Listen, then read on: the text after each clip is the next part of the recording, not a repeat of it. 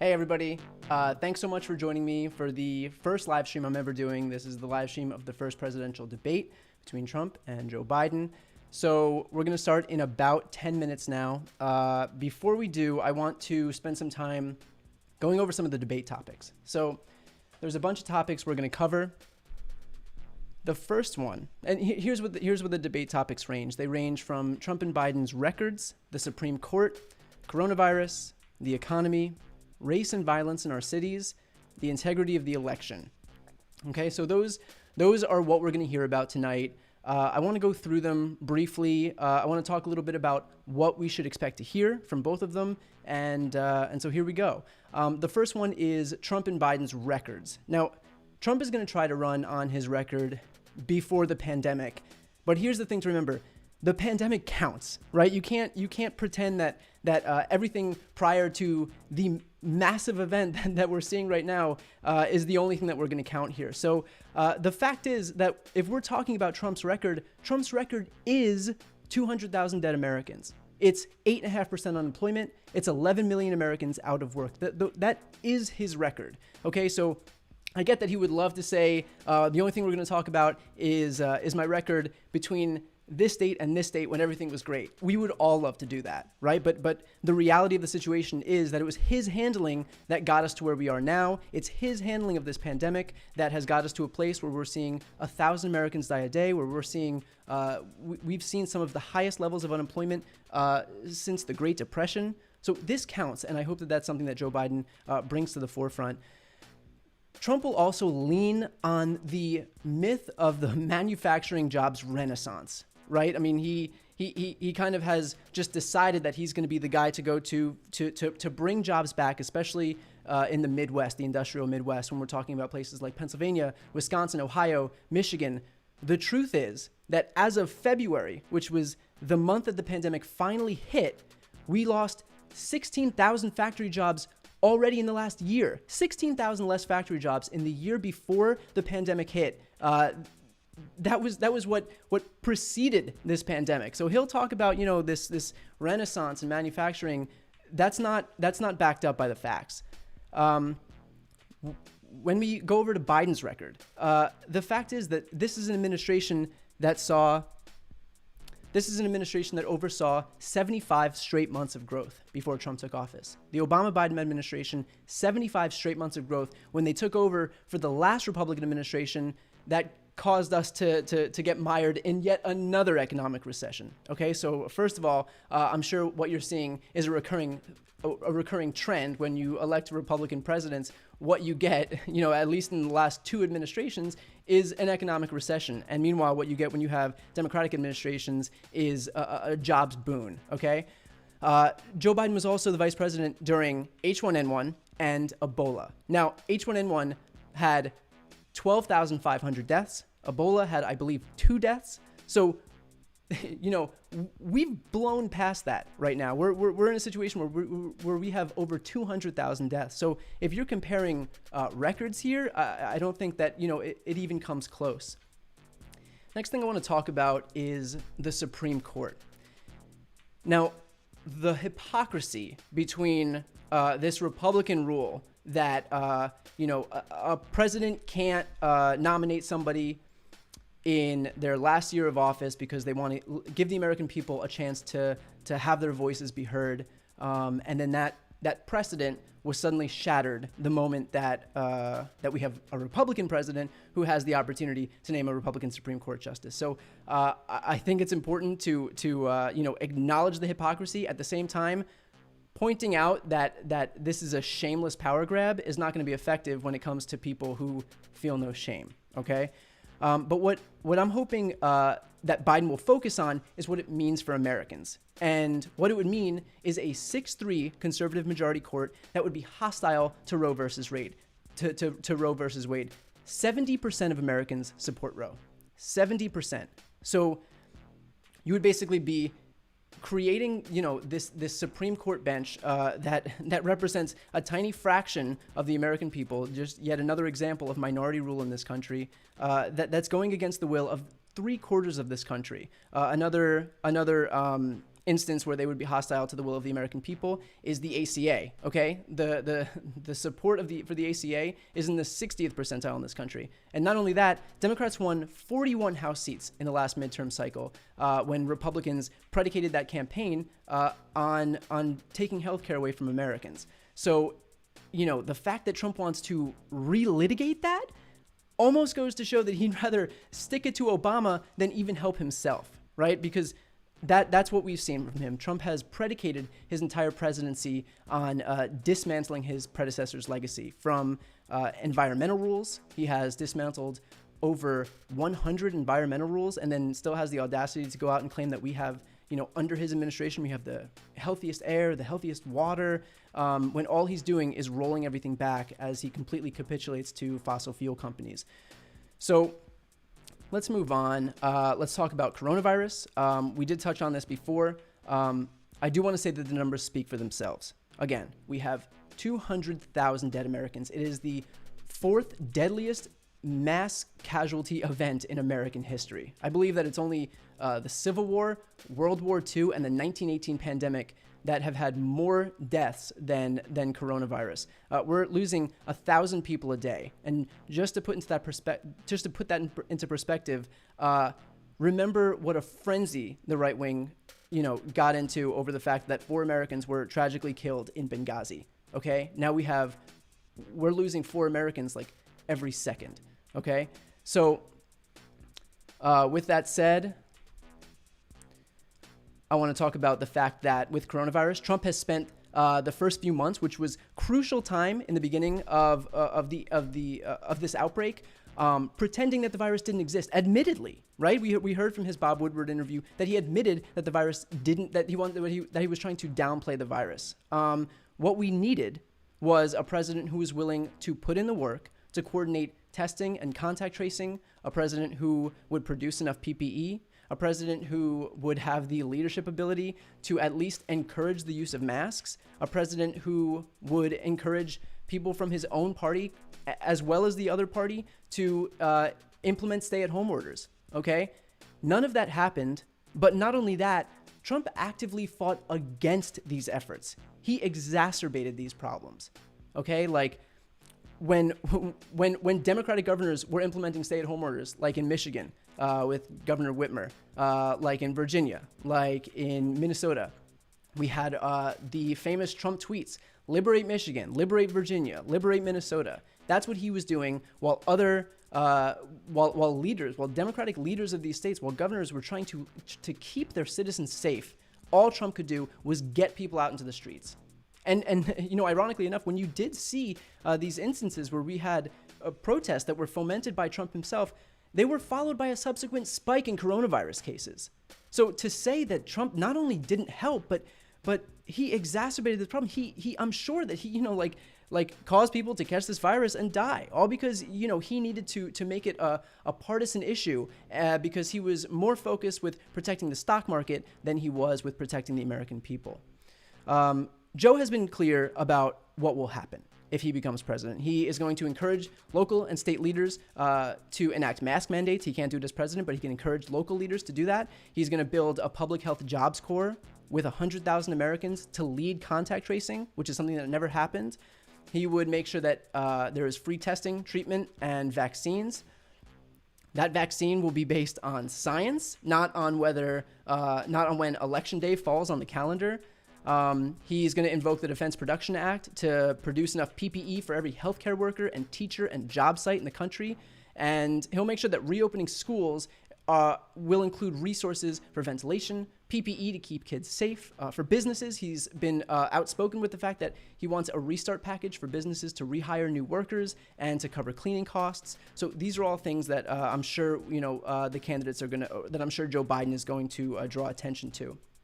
Finally, let's talk about the economy. I know we're coming up close here. We have about 4 or 5 minutes. So with regard to the economy, the fact is that the economy will not return until the virus is over, and the virus won't be over under this president. There's no other way to put it. Trump will not contain this virus. He's had 7 months. 7 months. And what has he done? He's held indoor rallies. He's forced schools and businesses and restaurants to reopen. That's what he's been busy doing. So it looks like Chris Wallace is getting started here. So I'm going to bring him in. I'll keep my comments to a minimum. If there's something I need to fact check, then I'll do that. Otherwise, I'll let the candidates speak for themselves because that's what you're here for. So here we go.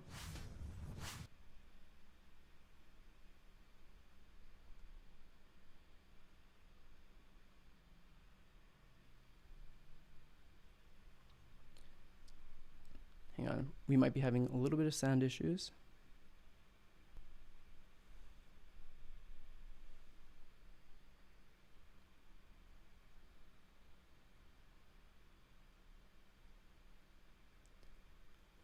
Let me know in the live chat if you're able to hear the stream.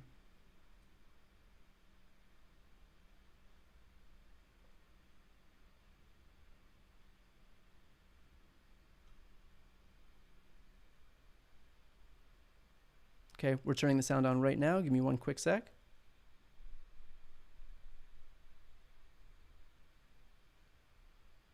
Yep, we're getting the audio set up right now.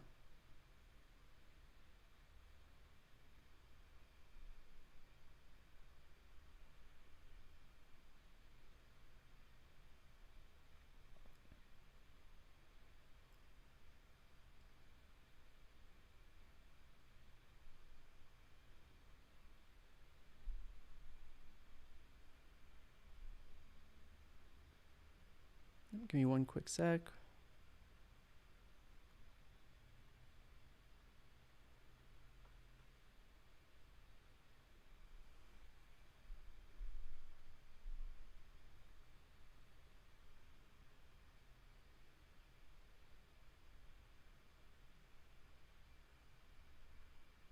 Okay, we'll be back in just one quick sec and then we'll get going. We have 3 minutes until the debate starts. 3 minutes. And then we'll get going.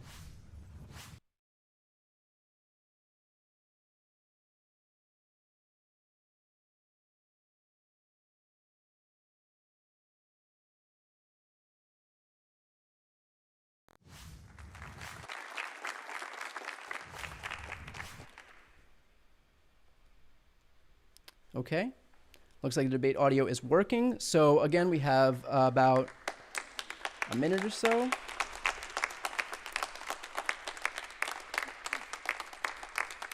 Okay.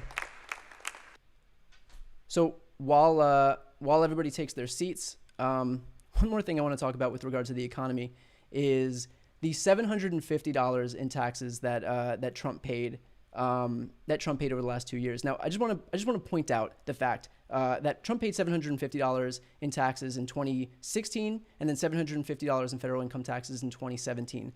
What that means is that Trump didn't contribute to the police officers, to the military, to the firefighters, to teachers, to roads, to bridges, everything that he uses to pander to the American people. Trump has not actually contributed to any of that. Okay, so I think that's just something to keep in mind, and that's something that I hope that Joe Biden brings to the surface here. Is it's not just a matter of the fact that Trump is a tax cheat. We know that. We know he's a con man. We know he's not gonna do anything to put his fortune in jeopardy, right? Because that's all he cares about.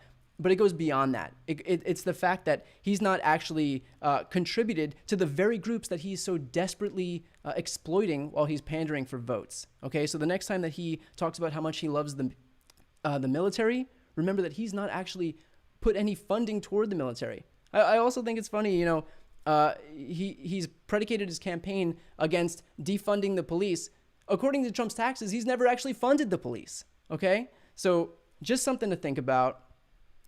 One more debate topic that we're going to hear something about is race and violence in the cities. And I feel like just having this topic in and of itself is a capitulation to the right. Like, I do like Chris Wallace. I think he's good. But I do think that this is red meat to Republicans for the sake of giving red meat to Republicans. Fox has been playing the same footage of violence in cities, in Portland, for example, from May on a loop to their viewers. So, I have family members myself who've called me and who've said, oh man, it's dangerous out there in New York. It's dangerous out there in Portland. It's dangerous out there in Washington, D.C. And dangerous out there in L.A. Are you okay? The fact is, yeah, I'm good. It's everything's been fine here, but Fox keeps replaying this footage to make the vast majority of the American people think that it's just a hellscape when you come into the cities. And that's not at all the case. So, I don't agree necessarily with the fact that this topic is going to be spoken about tonight. But with that said, with the violence that has occurred, what I hope that Biden acknowledges is that the violence that has occurred is occurring in Trump's America. Okay, so even if Trump wants to push this idea that America is so violent, well, the fact is that he's the president, he's in charge, so it's on him. Let's go over to the debate right now, and I think that Chris Wallace is bringing the candidates in.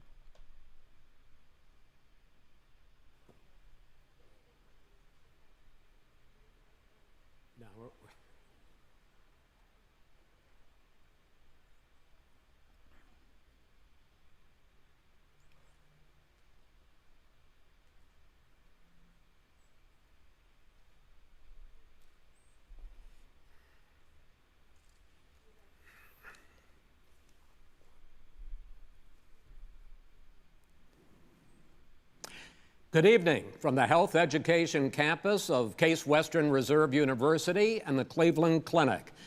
I'm Chris Wallace of Fox News, and I welcome you to the first of the 2020 presidential debates between President Donald J. Trump and former Vice President Joe Biden. This debate is sponsored by the Commission on Presidential Debates. The commission has designed the format, 6 roughly 15-minute segments with 2-minute answers from each candidate to the first question, then open discussion for the rest of each segment. Both campaigns have agreed to these rules. For the record, I decided the topics and the questions in each topic.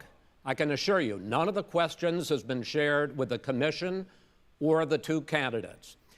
This debate is being conducted under health and safety protocols designed by the Cleveland Clinic, which is serving as the health security advisor to the commission for all 4 debates. As a precaution, both campaigns have agreed the candidates will not shake hands at the beginning of tonight's debate. The audience here in the hall has promised to remain silent. No cheers, no boos or other interruptions, so we, and more importantly you, can focus on what the candidates have to say. No noise except right now, as we welcome the Republican nominee, President Trump, and the Democratic nominee, Vice President Biden.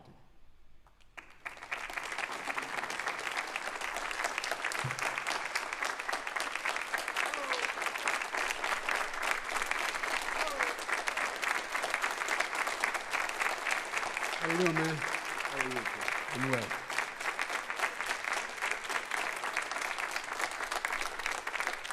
Gentlemen, a lot of people have been waiting for this night, so let's get going. Our first subject is the Supreme Court.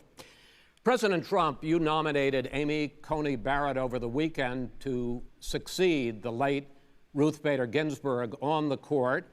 You say the Constitution is clear about your obligation and the Senate's to consider a nominee to the court. Vice President Biden, you say that this is an effort by the president and Republicans to jam through an appointment and what you call an abuse of power. My first question to both of you tonight: why are you right in the argument you make and your opponent wrong? And where do you think a Justice Barrett would take the court? President Trump, in this first segment, you go first, 2 minutes. Thank you very much, Chris. I will tell you very simply, we won the election. Elections have consequences. We have the Senate, we have the White House, and we have a phenomenal nominee, respected by all, top academic, good in every way, In fact, some of her biggest endorsers are very liberal people from Notre Dame and other places. So I think she's going to be fantastic. We have plenty of time, even if we did it after the election itself. I have a lot of time after the election, as you know. So I think that she will be outstanding. She's going to be as good as anybody that has served on that court. We really feel that. We have a professor at Notre Dame, highly respected by all, said she's the single greatest student he's ever had. He's been a professor for a long time at a great school. And we won the election, and therefore we have the right to choose her. And very few people knowingly would say otherwise. And by the way, the Democrats, they wouldn't even think about not doing it. If they had, the only difference is they'd try and do it faster. There's no way they would give it up. They had Merrick Garland, but the problem is they didn't have the election, so they were stopped. And probably that would happen in reverse also. Definitely would happen in reverse. So we won the election, and we have the right to do it, Chris. President Trump, thank you. Same question to you, Vice President Biden. You have 2 minutes. Well, first of all, thank you for doing this, and looking forward to this, Mr. President. Thank you, Joe. The American people have a right to have a say in who the Supreme Court nominee is, and that say occurs when they vote for a United States senators and when they vote for the President of the United States. They're not going to get that chance now because we're in the middle of an election already. The election has already started. Tens of thousands of people have already voted. And so the thing that should happen is we should wait. We should wait and see what the outcome of this election is, because that's the only way the American people get to express their view, is by who they elect as president and who they elect as vice president. Now, what's at stake here is the president's made it clear he wants to get rid of the Affordable Care Act. He's been running on that, he ran on that, and he's been governing on that. He's in the Supreme Court right now trying to get rid of the Affordable Care Act, which will strip 20 million people from having insurance, health insurance now, if it goes into court. And the justice, and I have nothing, I'm not opposed to the justice, she seems like a very fine person. But she's written before she went on the bench, which is her right, that she thinks that the Affordable Care Act is not constitutional. The other thing that's on the court, and if it's struck down, what happens? Women's rights are fundamentally changed. Once again, a woman could be pay more money because she has a pre-existing condition of pregnancy. They were able to charge a woman more for the same exact procedure a man gets. And that ended when we, in fact, passed the Affordable Care Act. And there's 100 million people who have pre-existing conditions, and they'll be taken away as well. Those pre-existing conditions, the insurance companies are going to love this. And so it's just not appropriate to do this before this election. If he wins the election and the Senate is Democrat or Republican, then he goes forward. If not, we should wait until February. All right. There aren't 100 million people with pre-existing conditions. As far as the say is concerned, the people already had their say. Okay, Justice Ginsburg said very powerfully, very strongly, at some point, 10 years ago or so, she said a president and the Senate is elected for a period of time, but a president's elected for 4 years. We're not elected for 3 years. I'm not elected for 3 years. So we have the Senate, we have a president. He's elected to the next during election. that period of time, we have an opening. I'm not elected for 3 years. I'm elected for 4 years. And the 100 million people, Joe, the 100 million people is totally wrong. I don't know where you got that number. The bigger problem that you have is that you're going to extinguish 180 million people with their private health care that they're very happy with. That's simply not true. Well, you're certainly going to socialist. You're going to socialist medicine. We're now into, gentlemen, we're now into open discussion. Open discussion. Open discussion. Yes, I agree. Go ahead, Vice President. Number Biden. one, he knows that what I proposed. What I proposed is that we expand Obamacare, and we increase it. We do not wipe any. And one of the big debates we had with 23 of my colleagues trying to win the nomination that I won were saying that Biden wanted to allow people to have private insurance still. They can. They do. They will under my proposal. It's not what you've said, But and it's not what your party has said. That is simply your party a lie. doesn't say it. Your party wants to go socialist medicine. My party is and me. socialist right healthcare. now, I am and the they're going to Democratic dominate Party. you, Joe. You know that. I am the Democratic Party right now. The platform of the Not according Democratic to Party Harris. is what I, in fact, approved of. What I approved of. Now, here's the deal. The deal is that it's going to wipe out pre-existing conditions. And by the way, the 200,000 people that have died on his watch, how many of those have survived? Well, there's 7 million people that contracted COVID. What does it mean for them going forward if you strike down the Affordable Care Act? Joe, you've had 308,000 military people dying because you couldn't provide them proper health care in the military. So don't tell me about this. I'm happy to talk about this. And if you were here, Look, it here's wouldn't the be deal. 200, it would be 2 million people because you were very late on the draw. You Late didn't on want the me to draw. ban China, which was heavily infected. You didn't want me to ban All right, gentlemen, Europe, which was heavily Mr. infected. President. Remember, H1N1 had 12,000 deaths, Ebola had 2 deaths, and we're now looking at 200,000 deaths. We are going to talk about COVID in the next segment, but go ahead. Let me finish. The point is that the president also is opposed to Roe v. Wade. That's on the ballot as well in the court. And so that's also at stake right now. And so the election is already You don't know it's on the begun. ballot. Why is it on the ballot? Because Why is you it on the said ballot? It's not you're- on the ballot. It's on the ballot in the I court. don't think so. In the court. Well, There's nothing happening there. Donald, would you And just you don't be quiet know for a her minute? view on Roe v. Wade. You I don't don't know her know. view. Well, all right. Senator Hawley said he wouldn't vote for any Supreme Court justice who didn't support Roe, and he announced that he's voting for Amy Coney Barrett. So let that inform your decision. Mr. President, the Supreme Court will hear a case a week after the election in which the Trump administration, along with 18 state attorneys general, are seeking to overturn That's right. Obamacare, to end Obamacare. You have spent the last... Because they want to give good health care. If I may ask my question, sir. Good health care. Over the last 4 years, you have promised to repeal and replace Obamacare, but you have never in these 4 years come up with a plan, a comprehensive plan Yes, to I have. replace Obamacare. Of course I have. Well, I'll I give got you an rid of the and individual when I finish, mandate. I'm going to give you an Excuse opportunity. me. I got rid of the individual mandate, which was a That big is not a chunk of comprehensive That plan. is absolutely a big thing. That was the I worst didn't part of ask, Obamacare. sir. Chris, You're that was the debating him, worst not part me. of Obamacare. Let me ask my question. Well, I'll ask Joe. The individual mandate was the most unpopular aspect of Mr. Obamacare. I President, got rid of it. I'd like and you we to, will protect Mr. people President, with I'm the pre-existing moderator of this conditions. debate, and I would like you to let me ask my question, and then you can answer your Go ahead. question. You, in the course of these 4 years, have never come up with a comprehensive plan to replace Obamacare, and just this last Thursday, you signed a largely symbolic executive order to protect people with pre-existing conditions 5 days before this debate. So my question, sir, is what is the Trump health care plan? Fine. Well, first of all, I guess I'm debating you, not him, but that's okay. I'm not surprised. Let me just tell you something, that there's nothing symbolic. I'm cutting drug prices. I'm going with favored nations, which no president has the courage to do because you're going against Big Pharma. Drug prices will be coming down 80 or 90%. You could have done it during your 47-year period in government, but you didn't do it. Nobody's done it. So we're cutting health care. What about All of the pre-existing things that conditions? we've done, He has not cut insulin. health I give care. you an example. Insulin. It was destroying families, destroying people because I'm getting it for so cheap.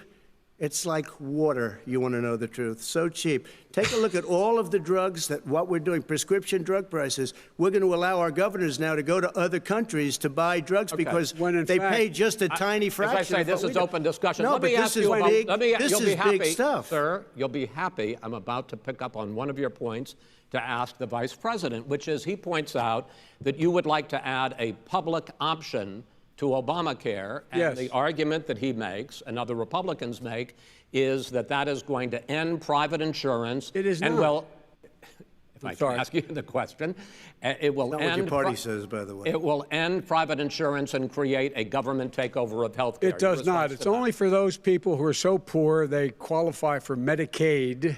They can get that free. in most states, except governors who want to deny people who are poor Medicaid. Anyone who qualifies for Medicare would Medicaid would automatically be enrolled in the public option. The vast majority of the American people would still not be in that option, number one. Joe, you agreed with Bernie Sanders, who's far left, on the manifesto, we call it, and that gives you socialized medicine. Look, hey, Are you saying I'm not you going didn't to agree? listen to him. The fact of the matter is, I beat Bernie Sanders. Not by much. I beat him a whole hell of a lot. I'm here standing facing you, old buddy. Pocahontas would have left 2 days early. You would have lost every primary. All he knows how to on do is Super Tuesday. You got Look, very lucky. here's the deal. I got very lucky. I'm going to get very lucky tonight as well. And tonight I'm going to With make what? sure, because With what? here's the deal. Here's the deal. The fact is that everything he's saying so far is simply a lie. I'm not here to call out his lies. Everybody knows he's a liar. But you I just agree. want to Hey, make sure. Joe, you're the liar. I want to make sure. Graduated last in your class, not first in your class. I want to make Mr. sure. President, can you let him finish, sir? No, he doesn't know how to do that. He has, You'd be surprised. You picked You'd be surprised. the Go ahead, wrong Joe. guy, Talk, the wrong Joe, night go. at the wrong time. Listen, you agreed with Here's the Bernie deal. Sanders to the The manifesto. whole idea. Let Now him- you're disavowing it. There is no manifesto, number Please one. let him speak, Mr. Number President. You two. just lost the left. Number two. You just lost the left. You agreed with Bernie Sanders on a plan. Folks, First of all, the whole point of the entire primary was whether we would have Medicare for all or expanded ACA. People voted for Joe Biden, so inherently it's Joe Biden's plan that's going to move forward. for people needing health care. Who is it? Because he in fact already has cost 10 million people their health care that they had from their employers because of his recession. Number one. Number two, there are 20 million people getting health care through Obamacare now that he wants to take it away. He won't ever look you in the eye and say that's what he wants to do. Take it away. No, I want to give them Number better three. health care at a much lower price because and by the way, Obamacare he doesn't is know no how. good. He doesn't know how I've to do already that. fixed it. He has never I've offered already a plan. fixed it to an extent. He has never done a as single you might thing. know, but probably don't. Gentlemen, you realize if you're both speaking at the same time, and it's too expensive. let the president. Go ahead, sir. Obamacare is no good. We made it better, and I had a choice to make very early on. We took away the individual mandate. We guarantee pre-existing conditions, but took away the individual mandate. Listen, this is the way it is. And that destroyed, they shouldn't even call it Obamacare. Then I had a choice to make. Do I let my people run it really well or badly? Yeah. If I run it badly, they'll probably blame him, but they'll blame me. But more importantly, I want to help people, okay? I said, you got to run it so well. That's what he's and I known just for. had a meeting with them. They said, the problem is no matter how well you run Obamacare, it's a disaster. It's too expensive. Okay. Premiums are too high, and it doesn't work. So we do want to get rid of it. Chris, we want to get rid of it. I understand it, sir, but I have to give you roughly equal time. Good. Please let the vice president talk. Good. He has no plan for health care. Of course we do. He sends out wishful thinking. He has executive orders that have no power. He hasn't lowered drug costs for anybody. He's been promising a health care plan since he got elected. He has none, like almost everything else he talks about. He does not have a plan. He doesn't have a plan. And the fact is, this man doesn't know what he's talking about. All right. He's I have one final question for you, Sure. Mr. Vice President. If Senate Republicans, we were talking originally about the Supreme Court here, if Senate Republicans go ahead and confirm Justice Barrett, there has been talk about ending the filibuster or even packing the court, adding to the 9 justices there. You call this a distraction by the president, but in fact it wasn't brought up by the president. It was brought up by some of your Democratic colleagues in the Congress. So my question to you is, you have refused in the past to talk about it. Are you willing to tell the American people tonight whether or not you will support either ending the filibuster or packing the court? Whatever position I take on that, that'll become the issue. The issue is the American people should speak. You should go out and vote. You're in voting now. Vote and let your senators know how strongly you feel. Vote now. Are you gonna pack the Make court? sure you, in fact, let people know He doesn't want you're a to answer the senator. question. I'm not going to answer the question Why because wouldn't you answer that because question? the question You want to put a lot is of the new question Supreme Court is justices, the radical question- left. Will you shut up, man? Listen, who is on your list, Joe? This Who's is on your so list? Right, gentlemen, I think This we've is ended so this. He's going to pack the unprecedented. court. We have We're not going to give a list. We have ended this segment. We're going to move on to the second segment. That was really a productive segment, wasn't it? Would Keep you yapping, shut man. up, The people man? understand, Joe. Wow. They sure do. 47 years you've done nothing. They understand. All That's right. how you channel. The second That's how you subject channel all is of our anger. COVID-19, which is an awfully serious subject. So let's try to be serious about it. We have had more than 7 million cases of coronavirus in the United States, and more than 200,000 people have died. Even after we produce a vaccine, experts say that it could be months or even years before we come back to anything approaching normal. My question for both of you is, based on what you have said and done so far, and what you have said you would do starting in 2021, why should the American people trust you more than your opponent to deal with this public health crisis going forward? In this case, the question goes to you first, sir. 2 minutes uninterrupted. Good luck. 200,000 dead. As you said, over 7 million infected in the United States. We, in fact, have 5%, 4% of the world's population, 20% of the deaths. 40,000 people a day are contracting COVID. In addition to that, about between 750 and 1,000 people a day are dying. When he was presented with that number, he said, it is what it is. Well, it is what it is because you are who you are. That's why it is. The president has no plan. He hasn't laid out anything. He knew all the way back in February how serious this crisis was. He knew it was a deadly disease. What did he do? He's on tape as acknowledging he knew it. He said he didn't tell us or give people a warning of it because he didn't want to panic the American people. You don't panic. He panicked. In addition to that, what did he do? He went in and we were insisting that the people we had on the ground in China should be able to go to Wuhan and determine for themselves how dangerous this was.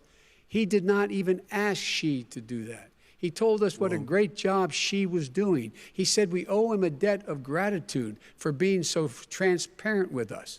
And what did he do then? He then did nothing. He waited and waited and waited. He still doesn't have a plan. Wrong. I laid out Sir, back it's in 2 March minutes. exactly So what we wrong. should be doing. And I laid out again in July what we should be doing. We should be providing all the protective gear possible. We should be providing the money the House has passed in order to be able to go out and get people the help they need to keep their businesses open schools that cost a lot of money. You should get out of your bunker and get out of the sand trap and get in your golf course and go in the Oval Office and bring together the Democrats and Republicans and fund what needs to be done now to save lives. So if we would have listened to you, You have 2 minutes, sir. if we would have listened to you, the country would have been left wide open. Millions of people would have died, not 200,000, and one person is too much. It's China's fault. It should have never happened. They stopped it from going in, but it was China's fault. And by the way, when you talk about numbers, you don't know how many people died in China. You don't know how many people died in Russia. You don't know how many people died in India. They don't exactly give you a straight count, just so you understand. But if you look at what we've done, I closed it, and you said he's xenophobic. He's a racist, and he's xenophobic because you didn't think. Trump never actually said that. Biden never actually said You that. didn't think we should have closed our country because you thought it was terrible. You wouldn't have closed it for another 2 months.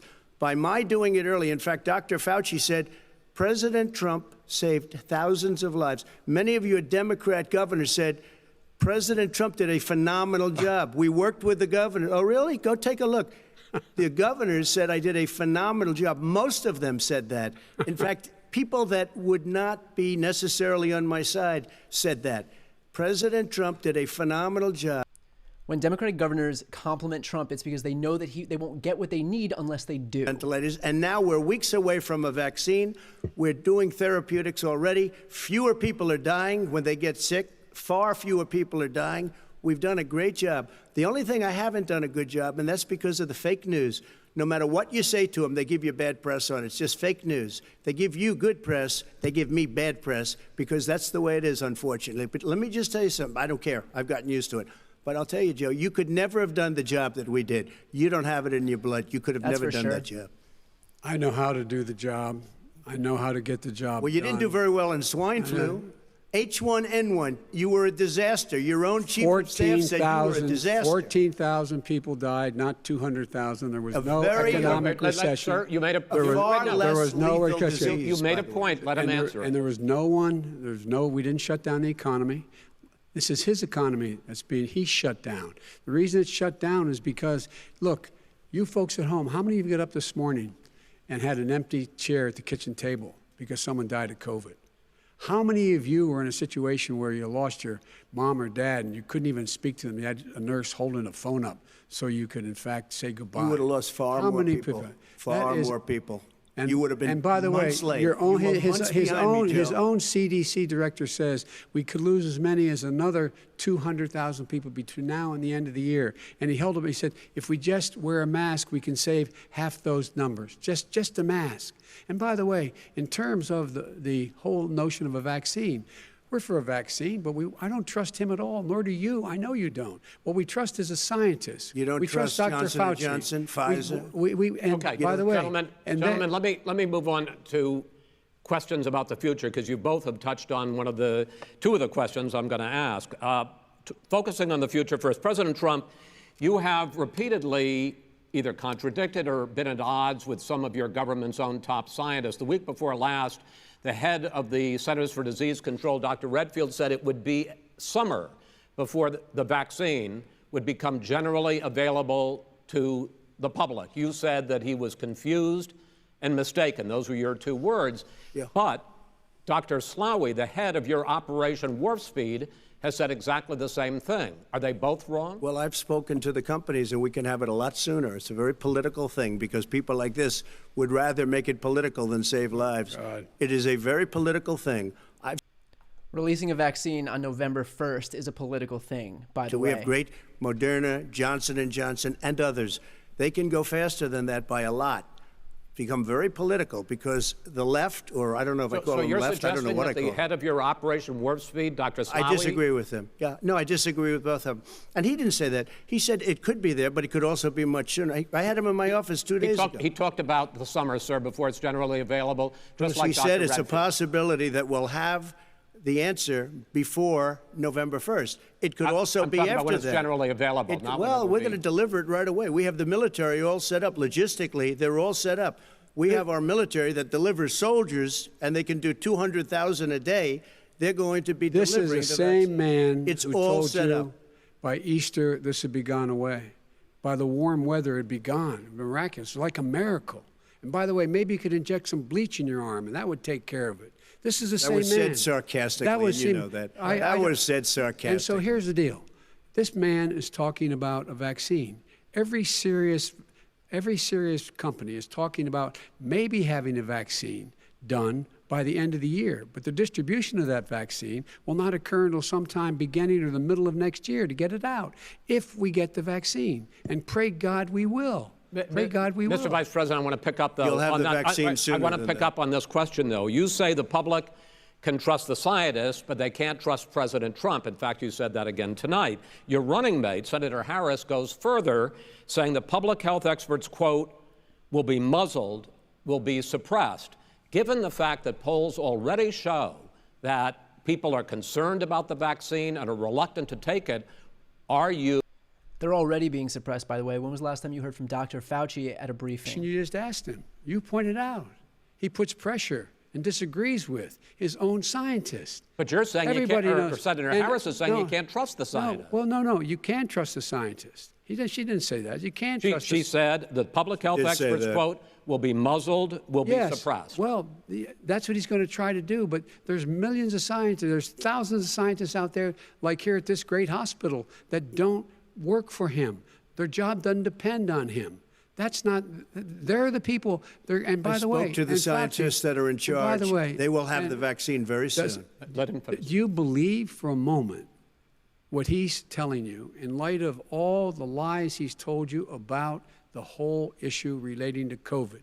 He still hasn't even acknowledged that he knew this was happening, knew how dangerous it was going to be back in February, and he didn't even tell you.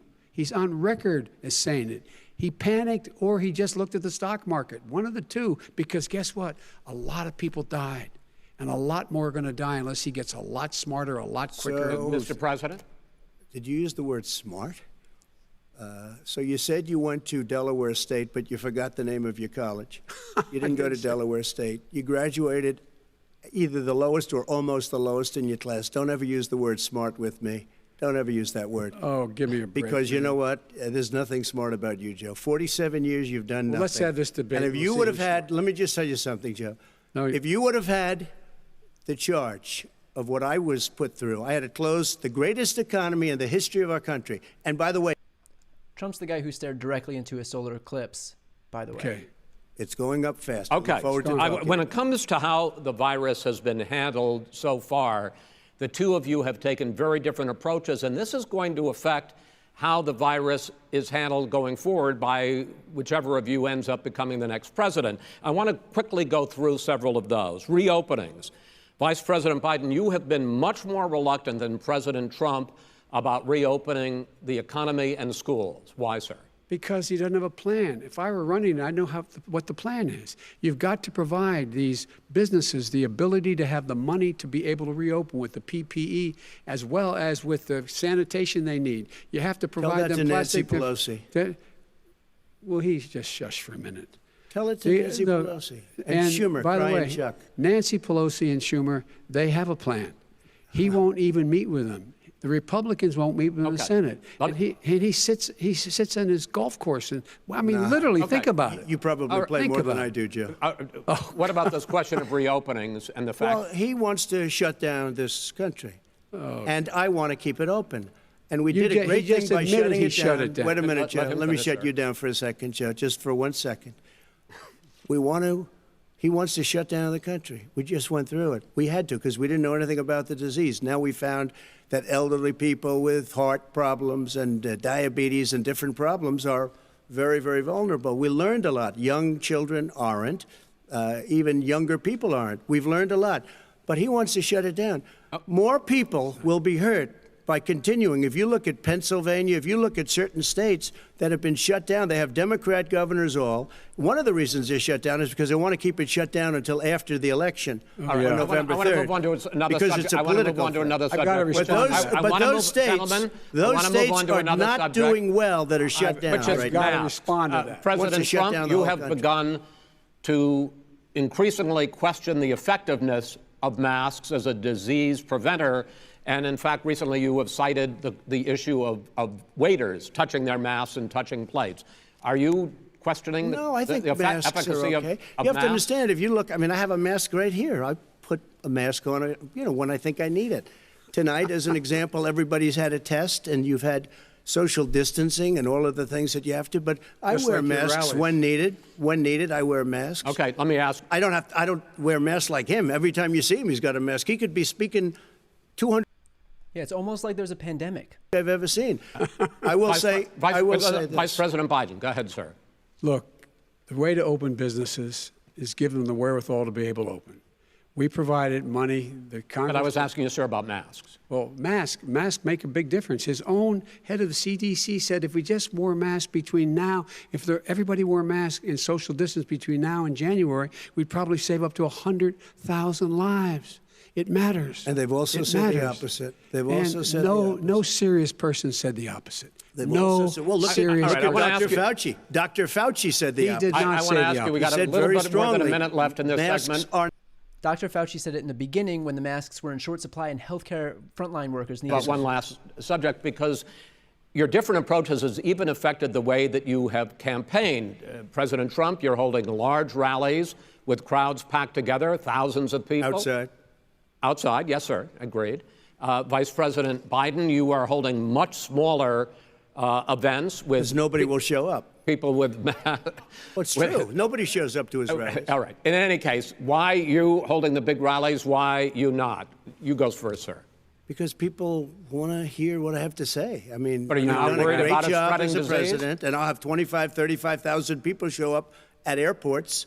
We use airports. Are you not worried about the disease issues? We have a lot of people. Sir? Well, so far, we have had no problem whatsoever. It's outside. That's a big difference, according to the experts. And we do them outside. We have tremendous crowds, as you... No problem. Herman Cain, who went to his Tulsa rally, died. and Joe does the circles and has 3 people someplace. Okay. By the way, did you see sir. one of the last big rallies he had? And a reporter came up to him to ask him a question. He said, no, stand back. Put on your mask. Put on a mask. Have you been tested? I'm way far away from those other people. That's what he said. I can't. I'm going to be okay. He's not worried about you. He's not worried about the people out there breathing in one another. We've had no negative cheek effect. to jowl. No negative effect. We've had no negative effect, and we've had 35, 40,000 people at these rallies. Just quickly finish up because I want to move on to our next. Yes, I would. He's been totally irresponsible the way in which he has handled the social distancing and people wearing masks, basically encouraged them not to.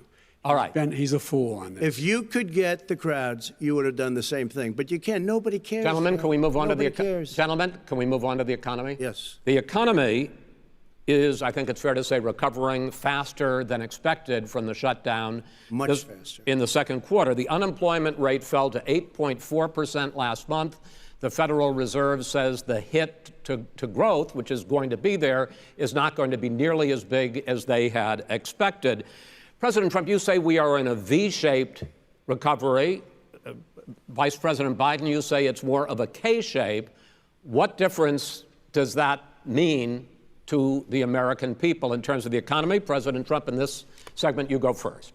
So we built the greatest economy in history. We closed it down because of the China plague. When the plague came in, we closed it down, which was very hard psychologically to do. He didn't think we should close it down, and he was wrong. And again, 2 million people would be dead now instead of still 204,000 people is too much. One person is too much. Should have never happened from China. But what happened is we closed it down, and now we're reopening, and we're doing record business.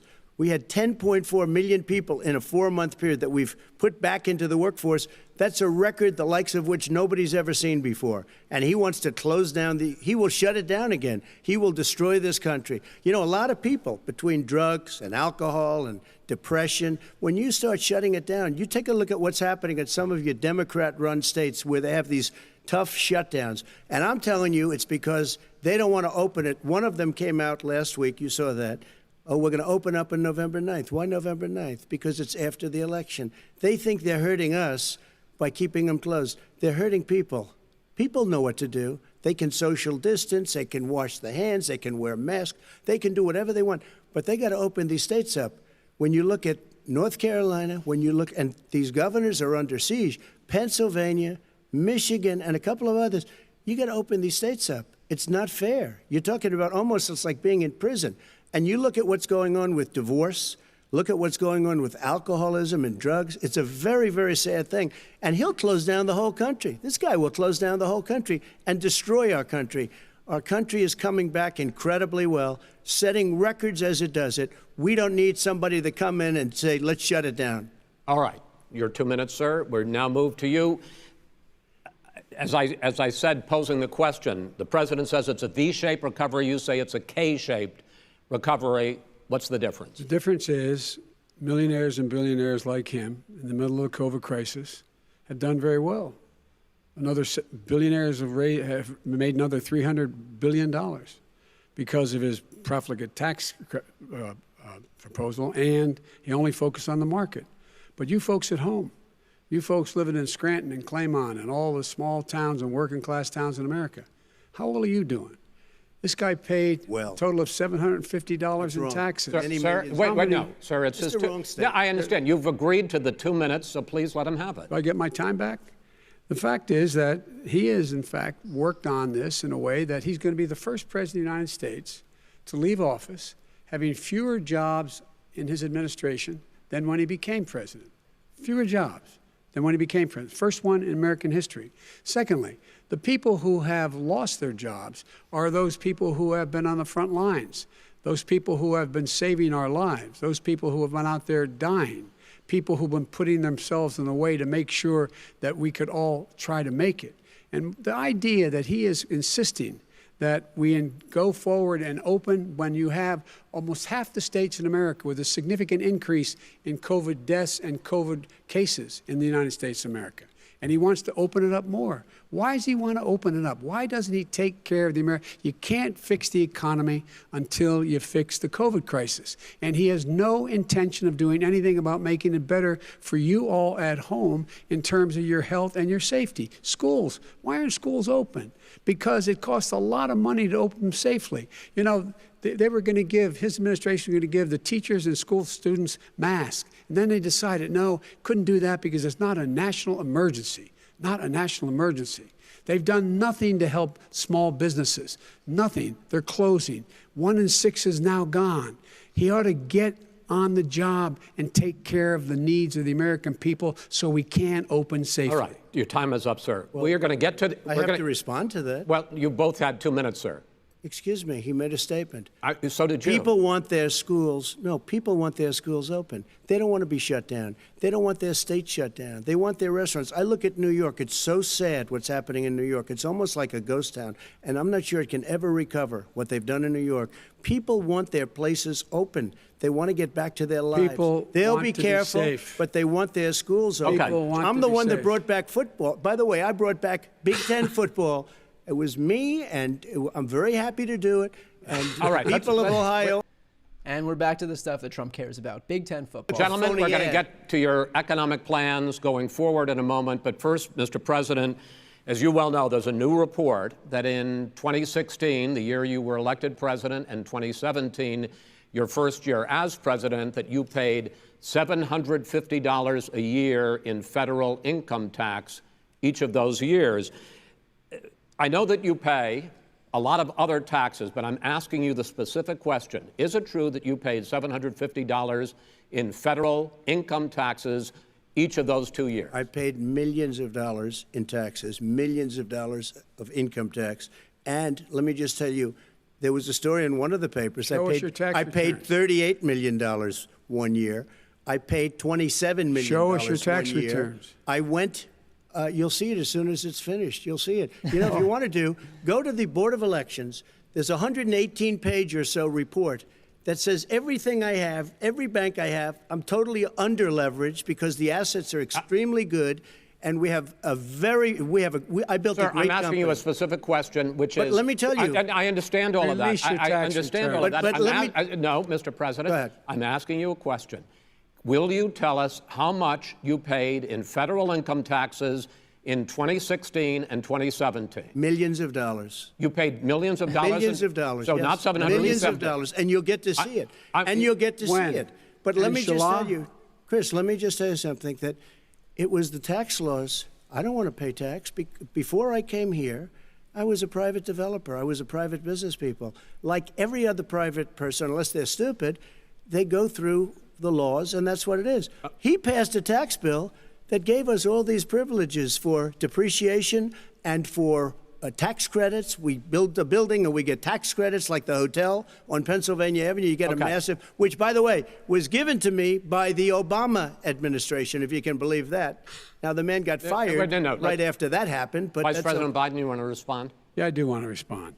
Look, the tax code that made him put him in a position that he pays less tax than a school teacher makes on the money a school teacher makes is because of him he says he's smart because he can take advantage of the tax code.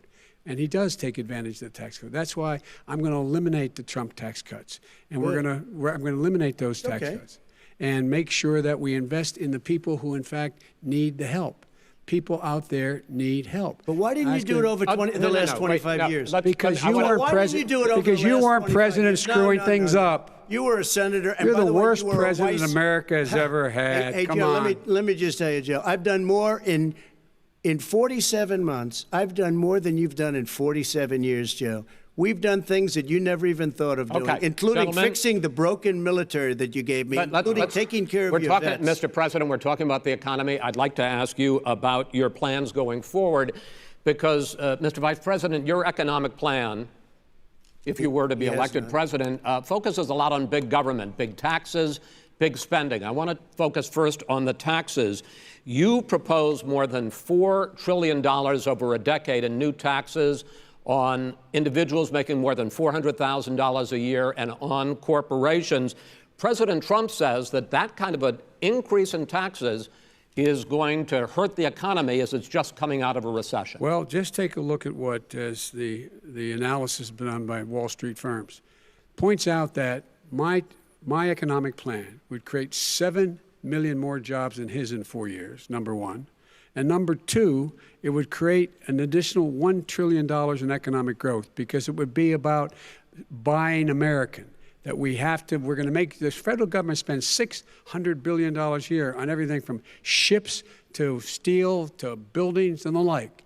And under my proposal, we're going to make sure that every penny of that has to be made by a company But in respectfully, America. sir, I'm talking about taxes, not spending. By the way, I'm going to eliminate a significant number of the tax. I'm going to make the corporate tax 28%. It shouldn't be 21%. You have 91 companies, in the Fortune 500 who don't pay a single penny in tax, making billions of dollars. Why didn't you do it before when you were vice president with Obama? Because you, in fact, passed that.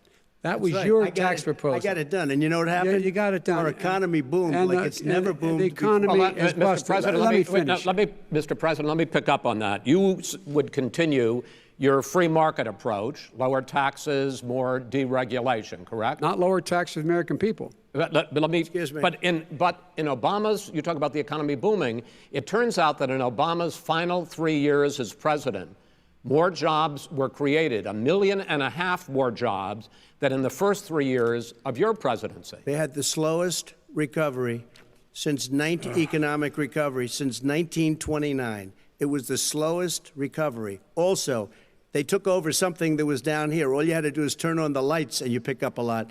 But they had the slowest economic recovery since 1929. Let me tell you about.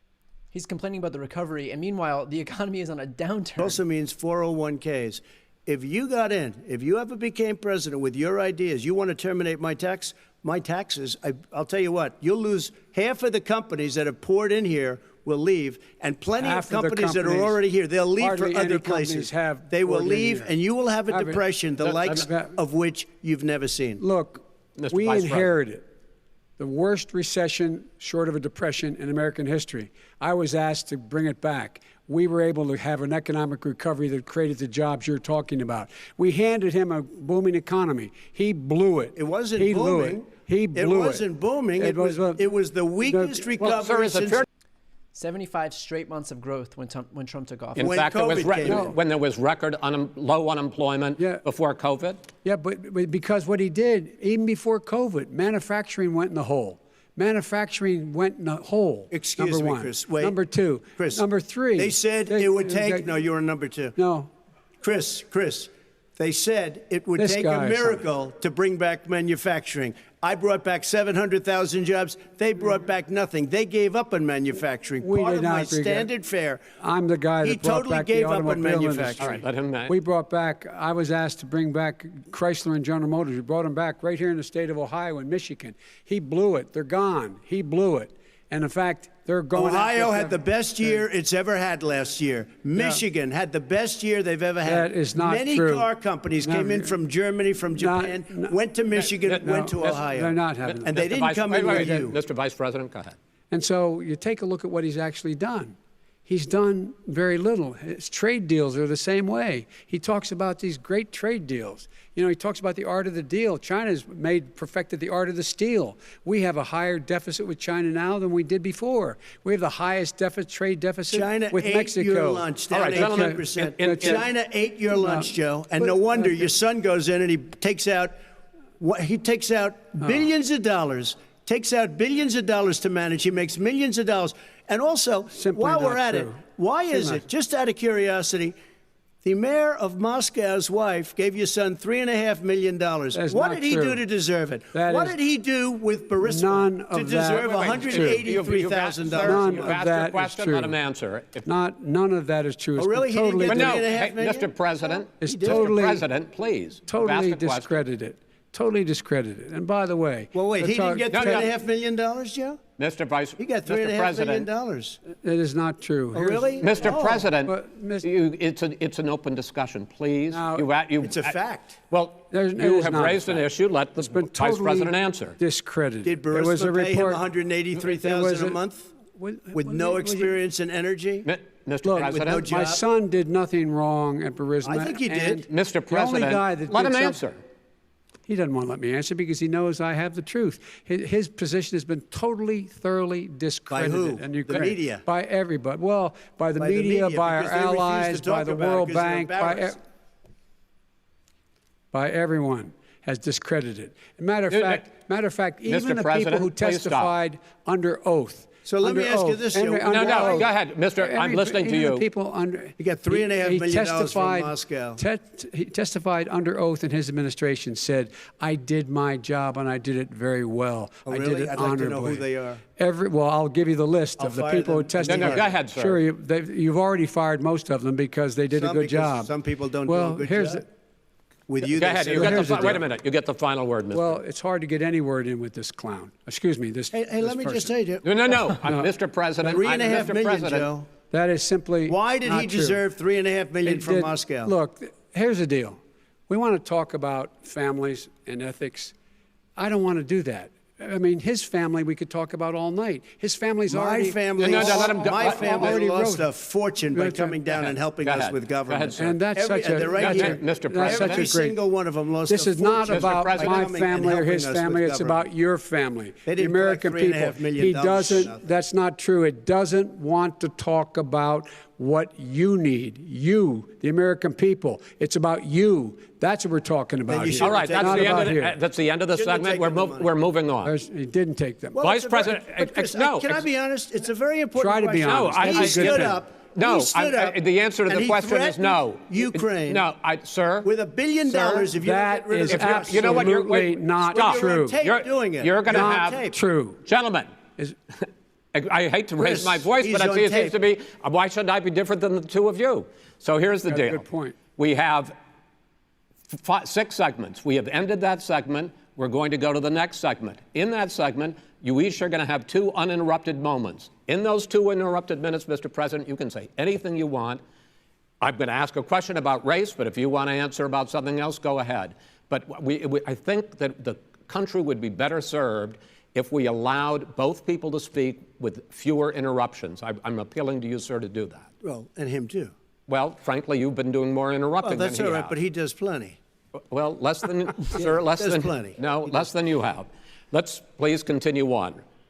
The issue of race. Vice President Biden, you say that President Trump's response to the violence in Charlottesville 3 years ago, when he talked about very fine people on both sides, was what directly led you to launch this run for president. Oh, yeah, sure. President Trump, you have often said that you believe you have done more for black Americans than any president, with the possible exception of Abraham Lincoln. My question for the two of you is, why should voters trust you rather than your opponent to deal with the race issues facing this country over the next 4 years? Vice President Biden, you go first.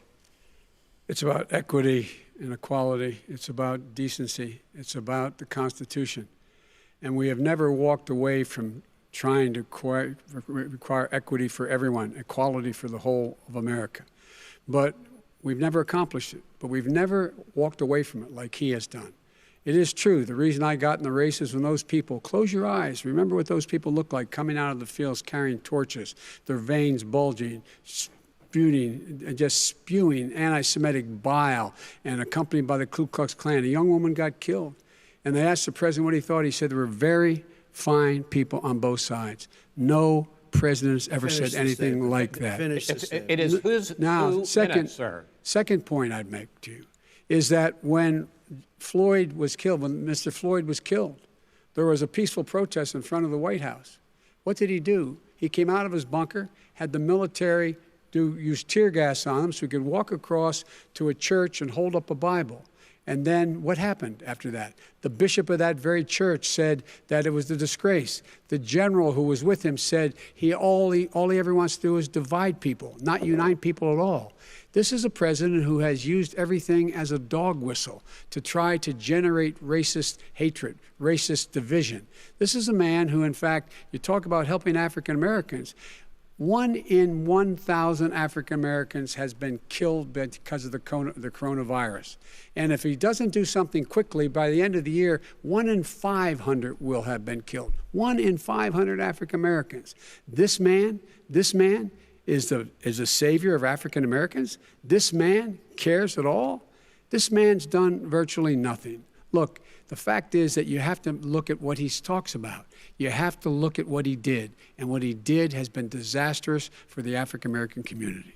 So, President Trump, you have 2 minutes. Why should Americans trust you over your opponent to deal with racism? he did a crime bill, 1994, where you call them super predators, African Americans, the super predators, and they've never forgotten it. They've never forgotten it, Joe. No, sir, it's his 2 minutes. So you did that, and they call you a super predator, and I'm letting people out of jail now that you have treated the African American population.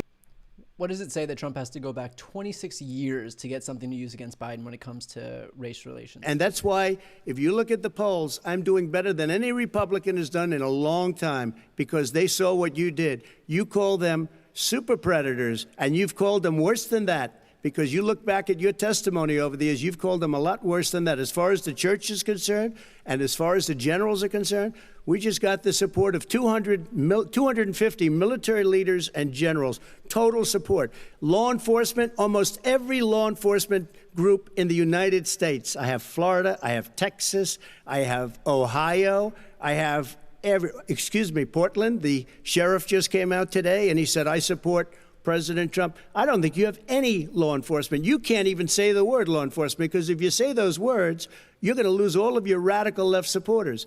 And why aren't you saying those words, Joe? Why don't you say the words law enforcement? Because you know what? If they called us in Portland, we would put out that fire in a half an hour, but they won't do it because they're run by radical left Democrats. If you look at Chicago, if you look at any place you want to look, Seattle, they heard we were coming in the following day, and they put up their hands, and we got back Seattle. Minneapolis, we got it back, Joe, because we believe in law and order, but you don't. The top 10 cities and just about the top 40 cities are run by Democrats and, in many cases, radical left. And they've got you wrapped around their finger, Joe, to a point where you don't want to say anything about law and order. And I'll tell you what, the people of this country want and demand law and order, and you're afraid to even say it. All right. I want to return to the question of race. Vice President Biden, after the grand jury in the Breonna Taylor case decided not to charge any of the police with homicide, you said it raises the question, quote, whether justice could be equally applied in America. Do you believe that there is a separate but unequal system of justice for blacks in this country? Yes, there is. There's systemic injustice in this country, in education and work and in law enforcement and the way in which it's enforced. But look, the vast majority of police officers are good, decent, honorable men and women. They risk their lives every day to take care of us. But there are some bad apples. And when they occur, when they find them, they have to be sorted out. They have to be held accountable. They have to be held accountable. And what I'm going to do as President of the United States is call together an entire group of people at the White House, well, everything from the civil rights groups to the police officers, to the police chiefs, and we're going to work this out. We're going to work this out so we change the way in which we have more transparency in when these things happen. These cops aren't happy to see what happened to George Floyd. These cops aren't happy to see what happened to Breonna Taylor. Most don't like it. But we have to have a system where people are held accountable. And by the way, violence in response is never appropriate. Never appropriate. Peaceful protest is. Violence is never appropriate. All right. What is peaceful protest? When they run through the middle of a town and burn down your stores and kill people all over the place, and you say peaceful protest? President Trump, No, it's I'm not not, asking. but you say it is. President Trump, I'd like to continue with the Yes, issue go of ahead, race. I please. promise we're going to get to the issue of law and order in a moment. Fine. This month, your administration directed federal agencies to end racial sensitivity training that addresses white privilege or critical race theory. Why did you decide to do that, to end racial sensitivity training? And do you believe that there is systemic racism in this country, sir? I ended it because it's racist. I ended it because a lot of people were complaining that they were asked to do things that were absolutely insane, that it was a radical revolution that was taking place in our military, in our schools, all over the place, and you know it, and so does everybody else. And he would know. What is radical about racial sensitivity training? If you were a certain person, you had no status in life. It was sort of a reversal. And if you look at the people, we were paying people hundreds of thousands of dollars to teach very bad ideas and, frankly, very sick ideas. And really, they were teaching people to hate our country. And I'm not going to do that. I'm not going to allow that to happen. We have to go back to the core values of this country. They were teaching people that our country is a horrible place, it's a racist place, and they were teaching people to hate our country. And I'm not going to allow that to happen. Vice President Biden? Nobody's doing that. He's the racist. You just don't know. Here's the deal. I know a lot more about this than he does. Let him finish. The fact is that there is racial insensitivity. People have to be made aware of what other people feel like, what insults them, what is demeaning to them. It's important to people know. They don't want to. Many people don't want to hurt other people's feelings, but it makes a big difference. It makes a gigantic difference in the way a child is able to grow up and have a sense of self-esteem. It's a little bit like how this guy and his friends look down on so many people. They look down their nose on people like Irish Catholics like me and grew up in Scranton. They look down on people who don't have money. They look down on people who are of a different faith. They look down on people who are a different color. In fact, we're all Americans. The only way we're going to bring this country together is bring everybody together. There's nothing we cannot do if we do it together. We can take this on and we can defeat racism in America. President Trump, sir. During the Obama-Biden administration, there was tremendous division.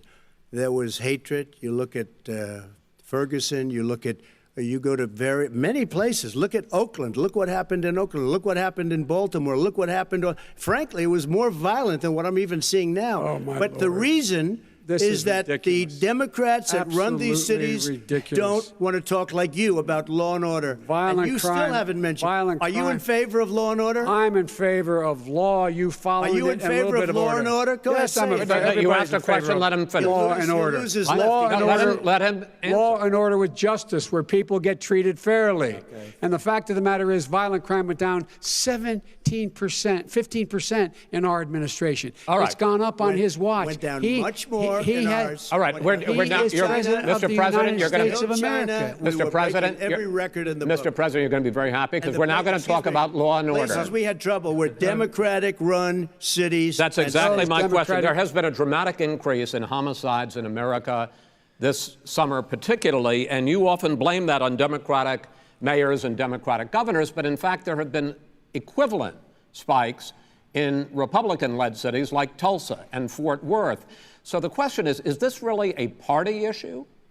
I think it's a party issue. You can bring in a couple of examples, but if you look at Chicago, what's going on in Chicago, where 53 people were shot and 8 died shot. If you look at New York, where it's going up like nobody's ever seen anything, the numbers are going up 100, 150, 200%.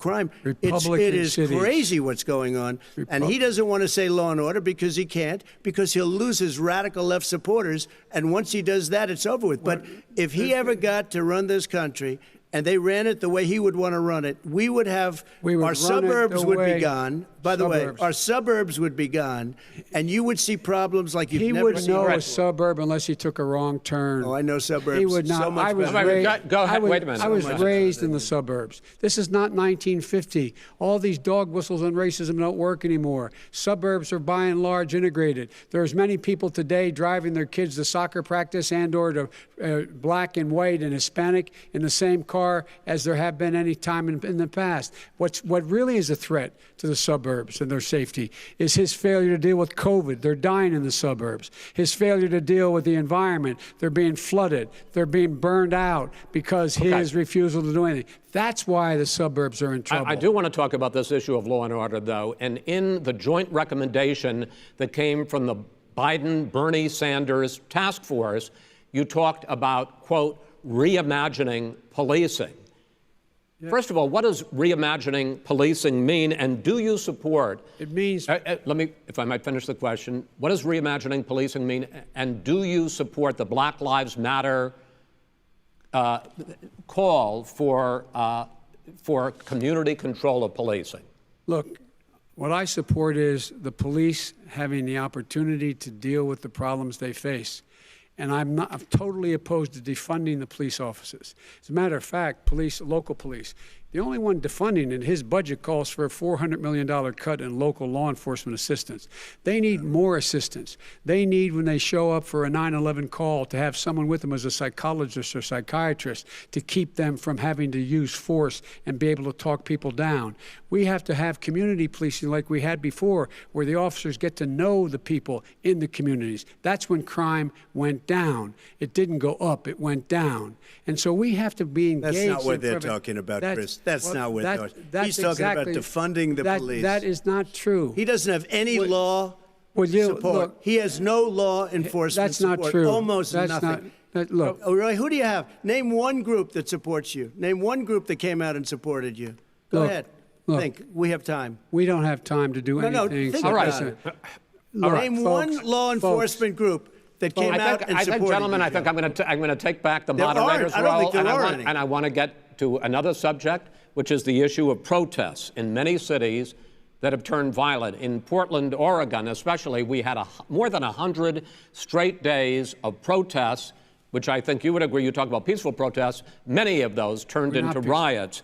Mr. Vice President, you say that people who commit crimes should be held accountable. The question I have, though, is, as the Democratic nominee, and earlier tonight you said that you are the Democratic Party right now, have you ever called the Democratic mayor of Portland or the Democratic governor of Oregon and said, hey, you got to stop this, bring in the National Guard, do whatever it takes, but you stop the days and months of violence in Portland?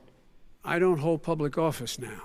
I am a former vice president. I've made it clear in my public statements that the violence should be prosecuted. It should be prosecuted, and anyone who commits it but should you've never called for the people, the leader. Excuse me, sir.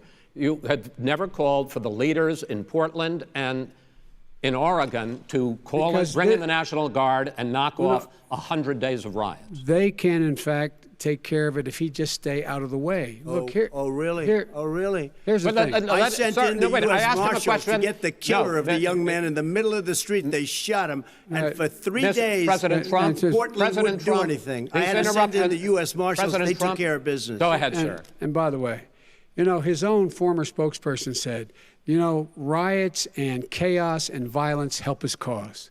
That's what this is all about. I don't know who said that. I do. Who? I think Kellyanne Conway. Kellyanne Conway. She said that. And so here's the here's the point. Go ahead, the point is that's what he is, keeps trying to rile everything up. He doesn't want to calm things down. Instead of going in and talking to people and saying, let's get everybody together, figure out how to deal with this. What's he do? He just pours gasoline in the fire constantly, and every single solitary time. Okay, and to button up this segment, I'm going to give you a minute to answer, sir. You have repeatedly criticized. I have to answer his statement. No, you have his repeatedly. Statement. Wait, you have no, you've been talking he back made and a forth. Statement. I'm asking you. I would love to end it. Sir. I would love to end it. If you want to switch seats.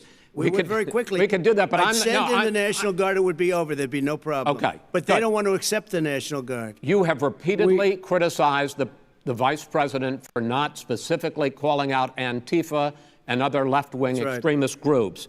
But are you willing tonight to condemn white supremacists and militia groups and to say that they need to stand down and not add to the violence in a number of these cities, as we saw in Kenosha and as we've seen in Portland? Sure, are you I'm prepared willing to do specifically that, but do it? Well, go ahead, sir. I would say almost everything I see is from the left wing, not from the right wing. So what are you saying? I'm willing to do anything. I want to see peace. Then do it, sir. Say it. Do it. Say it.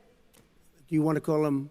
What do you want to call him? Give me a name. Give me a white name. Supremacists and who would right you like me to condemn? White supremacists and right Proud militia. Boys, stand back and stand by. But I'll tell you what. Somebody's got to do something about Antifa and the left, because this is not a right-wing problem. This is a left-wing. FBI director This is a left-wing problem. White supremacists. Antifa's an idea, not an organization. Oh, you got to be not kidding. militia. That's what his it's an idea. FBI his Okay. FBI director Gentlemen, said. Well, then you know what? No, He's no, wrong. we're done, sir. We're moving on to the next. We're When moving. a bat hits you over the head, that's not an idea. Everybody in Antifa your is bad. administration tells you the truth has a bad idea. Can I tell you what? You have no ideas that are. Antifa is a dangerous, All right, radical gentlemen, group. we're now moving on to the Trump And and you ought to be Biden careful with records. them. They'll overthrow you. When in a 2 president, seconds. I'm going to ask a question. When the president seeks a second term, it is generally a referendum on his record. But Vice President Biden, you like to quote one of your dad's sayings, which is, don't compare me to the almighty, compare me to the alternative. And in this case, sir, you are the alternative. Looking at both of your records, I'm going to ask each of you, why should voters elect you president over your opponent? In this segment, President Trump, you go first, 2 minutes. Because there has never been an administration or president who has done more than I've done in a period of 3.5 years. And that's despite the impeachment hoax. And you saw what happened today with Hillary Clinton, where it was a whole big con job. But despite going through all of these things, where I had to fight both flanks and behind me and above, there has never been an administration that's done what I've done. The greatest, before COVID came in, the greatest economy in history, lowest unemployment numbers. Everything was good. Everything was going. And by the way, there was unity going to happen. People were calling me for the first time in years. They were calling and they were saying, it's time maybe. And then what happened? We got hit, but now we're building it back up again. A rebuilding of the military, including Space Force and all of the other things. A fixing of the VA, which was a mess under him. 308,000 people died because they didn't have proper health care. It was a mess. And we now got a 91% approval rating at the VA, our vets. We take care of our vets. But we've rebuilt our military. The job that we've done, and I'll tell you something, some people say maybe the most important. By the end of the first term, I'll have approximately 300 federal judges and Court of Appeals judges, 300, and hopefully 3 great Supreme Court justices. That is a record, the likes of which very few people, and you know one of the reasons I'll have so many judges?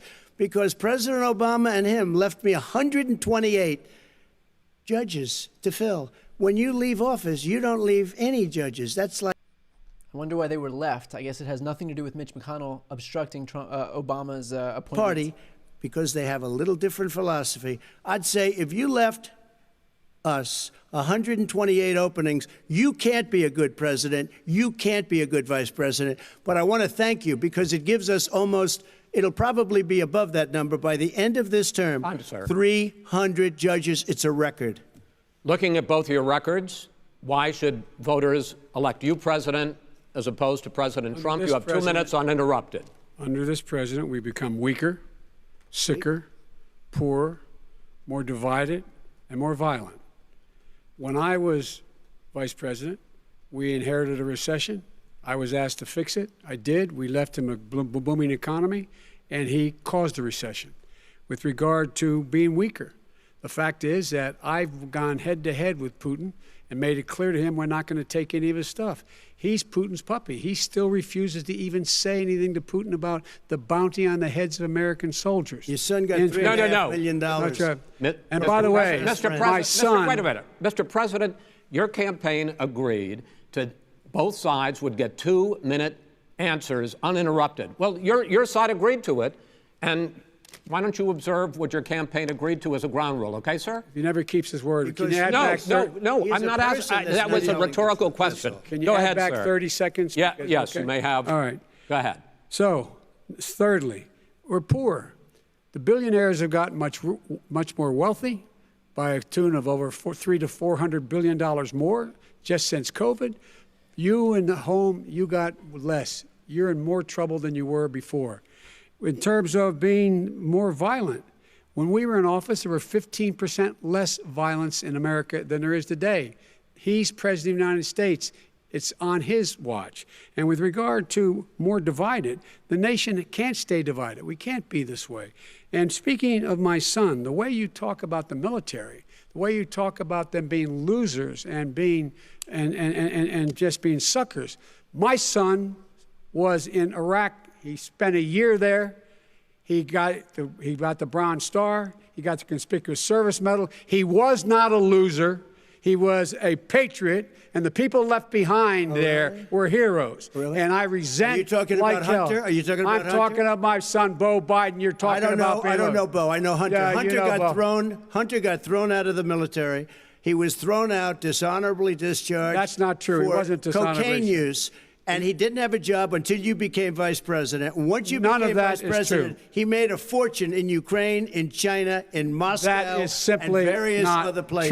true. He My made son, a fortune. my son, and he didn't have a job. My son, like a lot of people we know at home, had a drug problem. He's overtaken it. He's fixed it. He's worked on it, and I'm proud of him. But why was he proud of given my tens son. of millions All of right. dollars? But he wasn't given All right. tens of millions of given dollars. That tens is of totally, millions of that's been dollars. totally President Trump, discredited. we've already been Totally discredited. We've already been through this. I think the American people would rather hear about more substantial So do I. subjects. Well, you know, as the moderator, sir, I'm going to make a I know, but when judgment call somebody here. gets $3.5 million Okay, right. from the Let's mayor talk of about- Moscow, let's talk That is about- not I think true. it's a terrible That thing. report is totally Why did he get discredited. it? I Mitt think, Romney on that committee said it wasn't worth taxpayers' money, that report. It was written for political reasons. you know, I'd like to talk about climate change. So would I. Okay. The forest fires in the West are raging now. They have burned millions of acres. They have displaced hundreds of thousands of people. When state officials there blame the fires on climate change, Mr. President, you said, I don't think the science knows. Over your 4 years, you have pulled the U.S. out of the Paris Climate Accord. You have rolled back a number of Obama environmental records. What do you believe about the science of climate change? And what will you do in the next 4 years to confront it? I want crystal clean water and air. I want beautiful, clean air. We have now the lowest carbon. If you look at our numbers right now, we are doing phenomenally. And he's getting that by rolling back 100 Obama-era environmental regulations. If you look at the Paris Accord, it was a disaster from our standpoint. And people are actually very happy about what's going on because our businesses are doing well. As far as the fires are concerned, you need forest management in addition to everything else. The forest floors are loaded up with trees, dead trees that are years old, and they're like tinder, and leaves and everything else. You drop a cigarette in there, the whole forest burns down. You've got to have forest management. What do you You've got to have believe? cuts. What do you believe about the science of climate change, sir? I believe that we have to do everything we can to have immaculate air, immaculate water, and do whatever else we can that's good. You know, we're planting 1 billion trees, the Billion Tree Project, and it's very Do you exciting believe for a lot of people. that human pollution, greenhouse gas emissions contributes to the global warming of I this think planet? a lot of things do, but I think to an extent, yes. I think to an extent, yes. But I also think we have to do better management of our forests. Every year, I get the call, California's burning. California's burning. If that was cleaned, if you had forest management, good forest management, you wouldn't be getting those calls. You know, in Europe, they have forest cities. They're called forest cities. They maintain their forests. They manage their forests. I was with the head of a major country. It's a forest city. He said, sir, we have trees that are far more, they ignite much easier than California. There shouldn't be that problem. I spoke with the governor about it. I'm getting along very well with the governor. But I said, you know, at some point, you can't every year have hundreds of thousands of acres of land just burned to the ground. But, sir, That's burning down because of a lack of But, management. sir, if you believe in the science of climate change, why have you rolled back the Obama Clean Power Plan, which limited carbon emissions in power plants? Why have you relaxed? Because it was driving energy prices through the sky. Why have you relaxed fuel economy standards that are going to create more pollution from cars Well, and not trucks? really, because what's happening is the car is much less expensive and it's a much safer car, and you're talking about a tiny difference. And then what would happen, because of the cost of the car, you would have at least double and triple the number of cars purchased. We have the old slugs out there that are 10, 12 years old. If you did that, the car would be safer. It would be much cheaper by But in the case of $3,500. California, they've simply No, but you ignored would take your a lot of cars rollback. off the market because people would be able to afford a car. Now, and by the way, we're going to see how that turns out. But a lot of people agree with me, many people. The car has gotten so expensive because they have computers all over the place for an extra little bit of gasoline. And and I'm okay with electric cars too. I think I'm all for electric cars. I've given big incentives for electric cars. But what they've done in California is just crazy. Vice President Biden, I'd like you to respond to the president's climate change record, but I also want to ask you about a concern. You proposed $2 trillion in green jobs. You talk about new limits, not abolishing, but new limits on fracking, ending the use of fossil fuels to generate electricity by 2035, and zero net emission of greenhouse gases by 2050. The president says a lot of these things would tank the economy and cost millions of jobs. He's absolutely wrong, number one. Number two, if in fact, during our administration, the Recovery Act, I was in charge, able to bring down the cost of renewable energy to cheaper than or as cheap as coal and gas and oil. Nobody's going to build another coal-fired plant in America. No one's going to build another oil-fired plant in America. They're going to move to renewable energy, number one. Number two, we're going to make sure that we are able to take the federal fleet and turn it into a fleet that's run on their electric vehicles. Making sure that we can do that, we're going to put 500,000 charging stations and all of the highways that we're going to be building in the future. We're going to build an economy that, in fact, is going to provide for the ability of us to take 4 million buildings and make sure that they, in fact, are weatherized in a way that, in fact, they'll emit significantly less gas and oil because the heat will not be going out. There's so many things that we can do now to create thousands and thousands of jobs. We can get to net zero in terms of energy production by 2035. Not only not costing people jobs, creating millions of good paying jobs, not $15 an hour, but prevailing wage, by having a new infrastructure that, in fact, is green. And the first thing I will do, I will rejoin the Paris Accord. I will join the Paris Accord because with us out of it, look what's happening. It's all falling apart.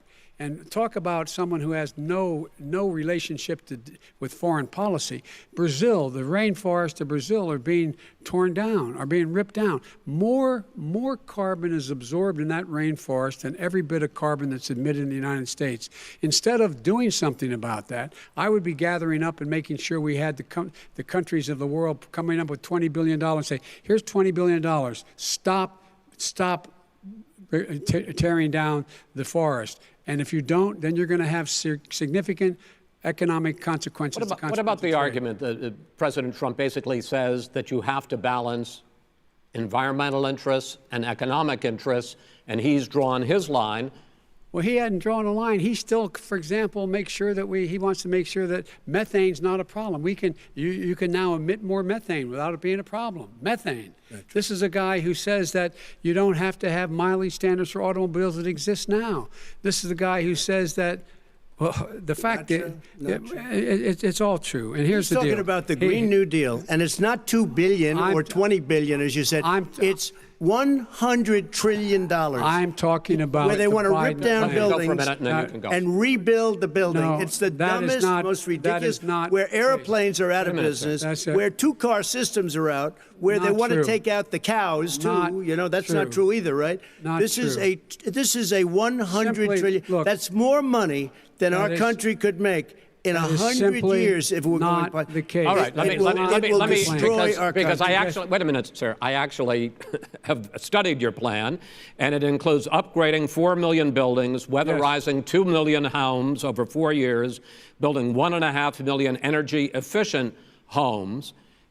So the question becomes, the president is saying, I think some people who support the president would say that sounds like it's going to cost a lot of money and hurt the economy. What it's going to do is going to create thousands and millions of jobs, good-paying jobs. Let him finish, sir.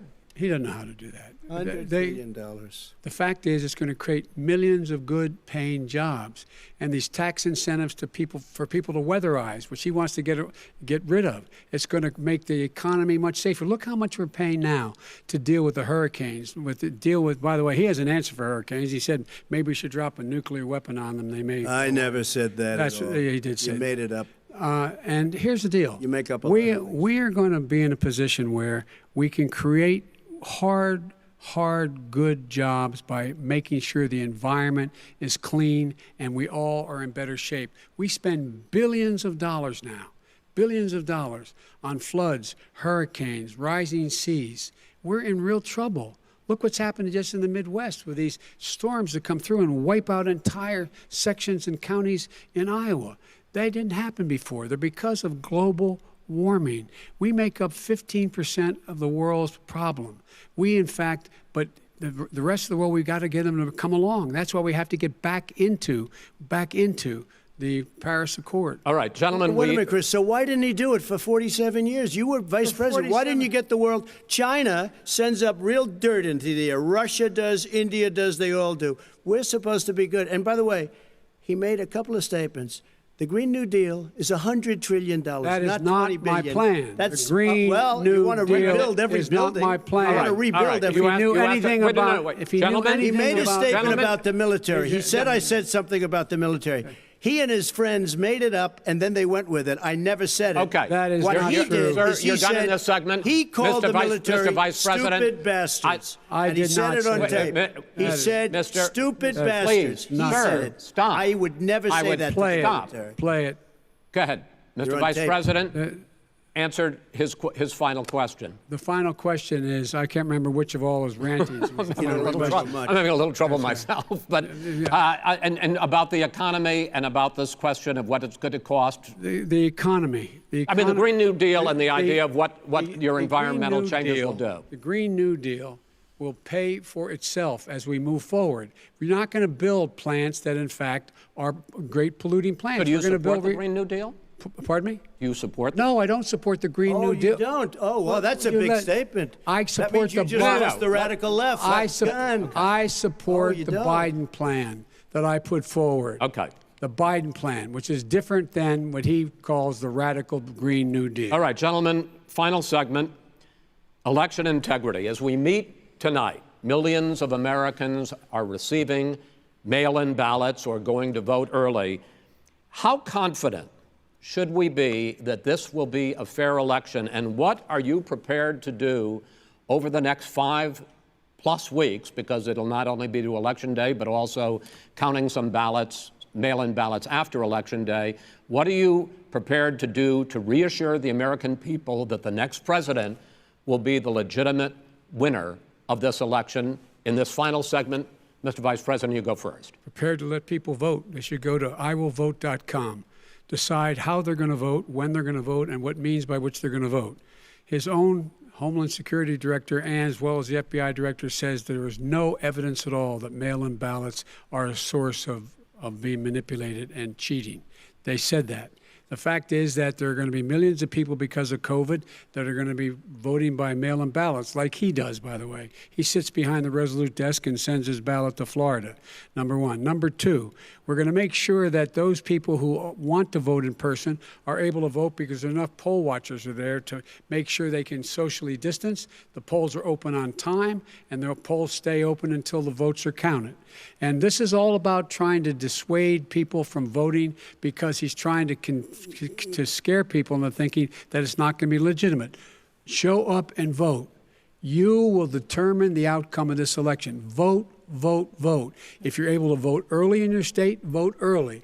If you're able to vote in person, vote in person. Vote whatever way is the best way for you, because he cannot stop you from being able to determine the outcome of this election.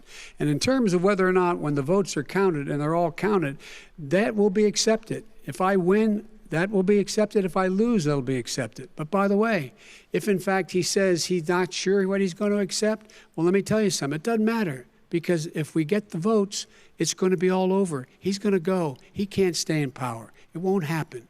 It won't happen. So vote. Just make sure you understand you have it in your control to determine what this country is going to look like the next 4 years. Is it going to change, or you get 4 more years of these lies? That's his best response yet. When I listened to Joe talking about a transition, there's been no transition from when I won. I won that election. And if you look at crooked Hillary Clinton, if you look at all of the different people, there was no transition, because they came after me trying to do a coup. They came after me spying on my campaign. They started from the day I won, and even before I won, from the day I came down the escalator with our First Lady. They were a disaster. They were a disgrace to our country. And we've caught them. We've caught them all. We've got it all on tape. We've caught them all. And by the way, you gave the idea for the Logan Act against General Flynn. You better take a look at that, because we caught you in a sense. And President Obama was sitting in the office. He knew about it too. So don't tell me about a free transition. As far as the ballots are concerned, it's a disaster. A solicited ballot, okay, solicited is okay. You're soliciting, you're asking, they send it back, you send it back. I did that. If you have an unsolicited, they're sending millions of ballots all over the country.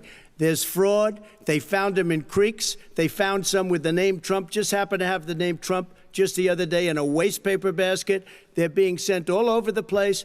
They sent 2 in a Democrat area. They sent out 1,000 ballots. Everybody got 2 ballots.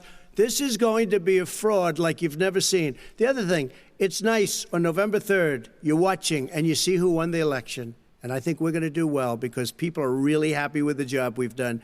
But you know what? We won't know. We might not know for months, because these ballots are going to be all over. Take a look at what happened in Manhattan. Take a look at what happened in New Jersey. Take a look at what happened in Virginia and other places. They're not losing 2%, 1%, which, by the way, is too much. An election could be won or lost with that. They're losing 30 and 40%.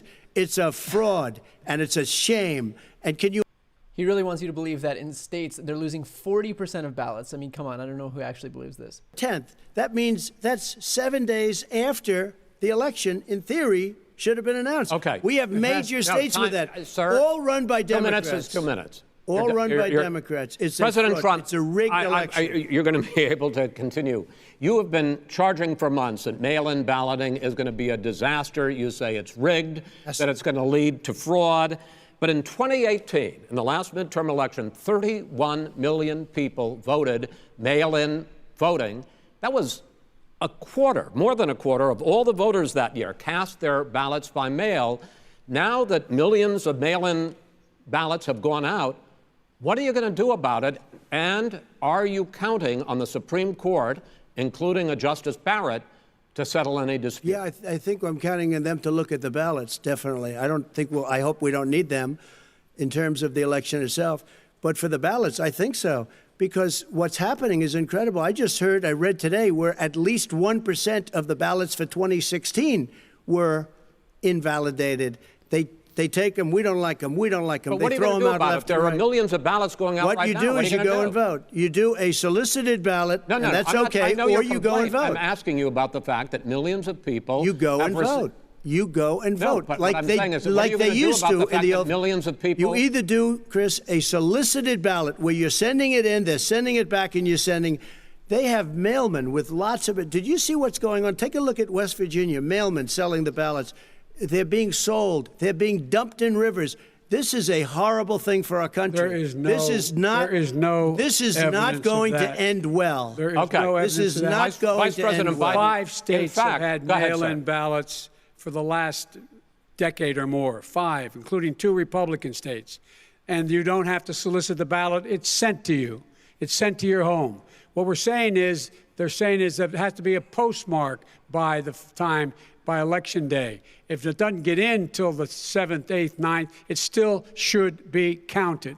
He's just afraid of counting the votes because he knows the outcome. You're wrong. I want to continue with you on this, Vice the President Biden. Because Chris, he's so wrong when he makes a statement like that. Excuse me, Vice President Biden, the biggest problem, in fact, over the years with mail-in voting has not been fraud historically. It has been that sizable numbers, sometimes hundreds of thousands of ballots are thrown out because they have not been properly filled out, or there is some other irregularity, or they missed the deadline. So the question I have is, are you concerned that the Supreme Court with a Justice Barrett will settle any dispute? I'm concerned that any court would settle this, because here's the deal. When you get a ballot and you fill it out, you're supposed to have an affidavit. If you didn't know, you have someone say that this is me. You should be able to, if in fact you can verify that's you before the ballot is thrown out, that's sufficient to be able to count the ballot because someone made a mistake and not dotting the correct I. Who they voted for, testify, say who they voted for, say it's you. That is totally legitimate. All right. Excuse me, Chris, when you have 80 million ballots, gentlemen, I have a final Senate question. and swamping the system, you know it can't be done. You know it can't, and already there's been so fraud. Mail service delivers wait a minute, gentlemen. And the 185 final million question pieces of mail a is: day. in 8 states, we can keep talking. In 8 states, election workers are prohibited, currently by law, 8 states, from even beginning to process ballots, even take them out of the envelopes and flatten them until Election Day. That means that it's likely, because there's going to be a huge increase in mail-in balloting, that we are not going to know on election night who the winner is, that it could be days, it could be weeks. Could be months. Until we find out who the new president is. So first for you, sir, finally for the vice president, I hope neither of you will interrupt the other. Will you urge your supporters to stay calm during this extended period, not to engage in any civil unrest? And will you pledge tonight that you will not declare victory until the election has been independently certified? President Trump, you go first. I'm urging my supporters to go into the polls and watch very carefully, because that's what has to happen. I am urging them to do it. As you know, today there was a big problem. In Philadelphia, they went in to watch. They were called poll watchers, a very safe, very nice thing. They were thrown out. They weren't allowed to watch. Because it's voter intimidation and it's illegal. Bad things. And I am urging my people. I hope it's going to be a fair election. If it's a fair election, them what? I am 100% on board. But if I see tens of thousands of ballots being manipulated, I can't go along with that. And I'll tell you what, does that from mean, a common sense, does that mean you're going to tell your people to take to the street? It means you have a fraudulent election. You're sending out 80 million ballots. They're not equipped to. These people aren't equipped to handle it. Number one. Number two, they cheat. They cheat. Hey, they found ballots in a waste paper basket 3 days ago, and they all had the name military ballots. They were military. They all had the name Trump on them. Vice President You think Biden, that's good? Vice President. Stick around after the debate. I'll explain the Pennsylvania military ballots situation. While the vote is counted, and will you pledge not to declare victory until the election is independently certified? Yes, and here's the deal. We count the ballots, as you pointed out. Some of these ballots in some states can't even be opened until Election Day. And if there's thousands of ballots, it's going to take time to do it. And by the way, our military, they've been voting by ballots since the end of the Civil War, in effect. And that's what's going to happen. Why was it not? Why is it for them somehow not fraudulent? It's the same process.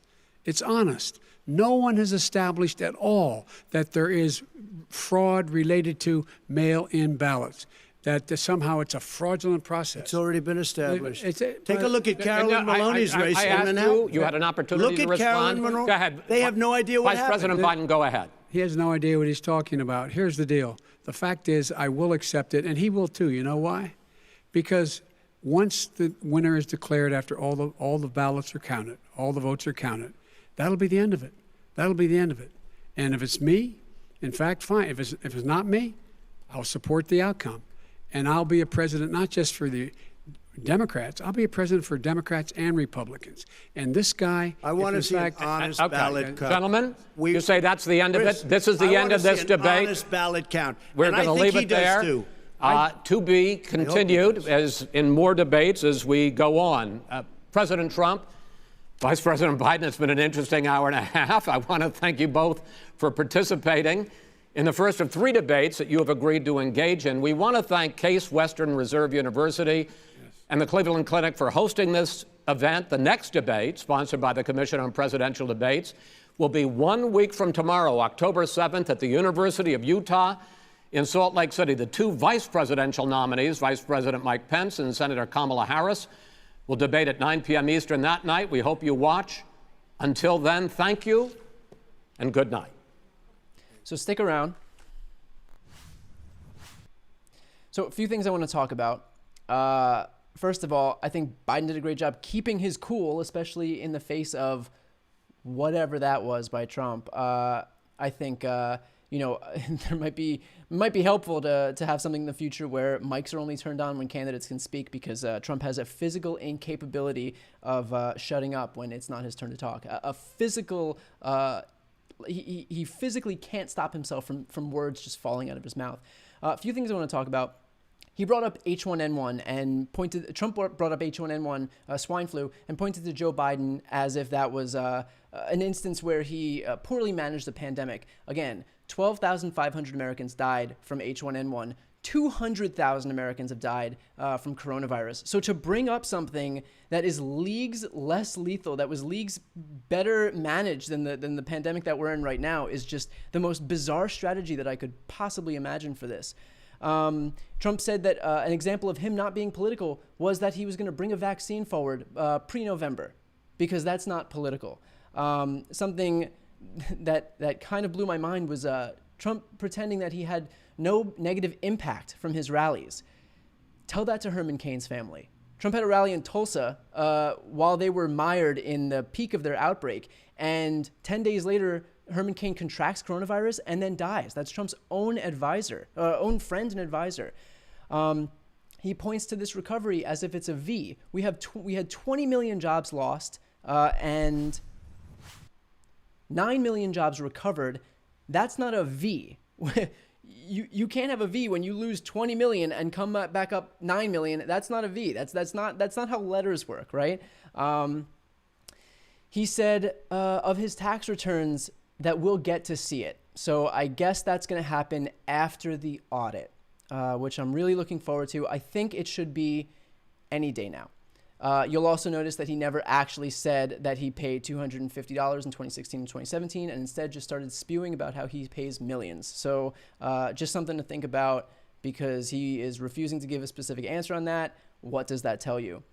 Regarding race relations, Trump had the opportunity to point out that he was supposedly better on race than Joe Biden. All he could talk about was Joe Biden's crime bill from 1994, 26 years ago. Meanwhile, look at Trump's handling of coronavirus and the disproportionate impact that coronavirus has had on people of color. Those are actual lives lost, the vast majority of which are black and brown. So, you know, if the best that Trump has to point to is something that happened more than 2 decades ago, and meanwhile, right under his nose, right now, while he's president, as a direct result of his own policy and his own handling of this virus, we're losing minorities by the thousand, by the tens of thousands. I think that speaks volumes as to who's better on race relations. Let's go to defunding the police. I think it's interesting that Trump still tries to take this line that Biden is for defunding the police when it's Trump's budget that actually takes money away from states, because he wouldn't, he and Senate Republicans refused to pass the HEROES Act that would give states money. That money would go to social services, including police officers. So it's Trump and Republicans who are refusing to actually fund the police. Meanwhile, Joe Biden's wrote an op-ed in USA Today in July, I believe it was July 9th, where he specifically said, "I do not support defunding the police. I believe in reimagining how those funds are allocated," which is smart. I mean, not everything in this country should be criminalized. If you have mental health issues, those shouldn't be criminalized. There are better ways to deal with this. I don't think that anybody on any ends of the spectrum would agree with that. That for somebody suffering from addiction, that we would need police officers, especially when these situations blow out of control and then you have people dying on a constant basis. They're not equipped to deal with these problems. I want to talk about Trump's had the opportunity to condemn white nationalists, and he had the opportunity to speak directly to the Proud Boys, and what he did was tell them, "Proud Boys, stand back and stand by." That is Trump's condemnation of white supremacy, telling them to stand by. I don't know how you condemn a group by telling them to stand by. That's usually what you tell people when they're getting prepared to do something, not when you're telling them to stand down. So in any case, I guess that was the best he could eke out, because God forbid you say anything that's going to lose you some white nationalist supporters, because, I guess neo-Nazis have quite the home in Trump's campaign. So stand back and stand by. That's his condemnation for white supremacists. Now let's talk about their records. Trump has said that there's never been a president who did more despite the impeachment hoax. Now, impeachment is based on something that happened with his own actions as president. He was impeached because he extorted a foreign country for dirt on Joe Biden. That's not something that happened, in spite of him being president. It's happened, that happened as a direct result of his actions. So I get that he doesn't want to count it, or that he thinks, it was a nuisance, but actions have consequences in this country, and that's one of them. When you extort a foreign country for dirt on a political opponent and then orchestrate a large-scale cover-up to hide your involvement in it, you're going to get impeached, and that's the consequence for those actions. And he does this constantly, and he did it with COVID too, where he talks about coronavirus as if it doesn't count as part of his record, as if it doesn't count. But coronavirus, the explosion of coronavirus in this country happened.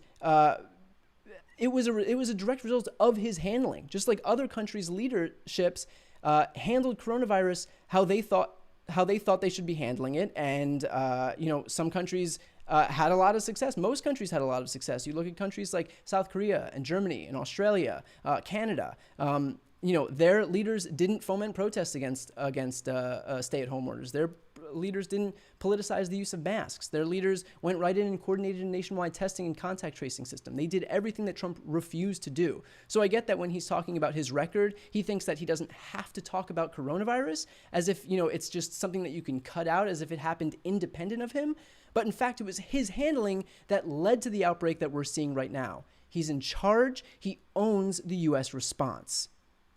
Something I also wanted to talk about was climate change. Now, Trump says that fires are caused only because we're not managing the forests enough. And what this does is give him the opportunity not to acknowledge... Oh, shit.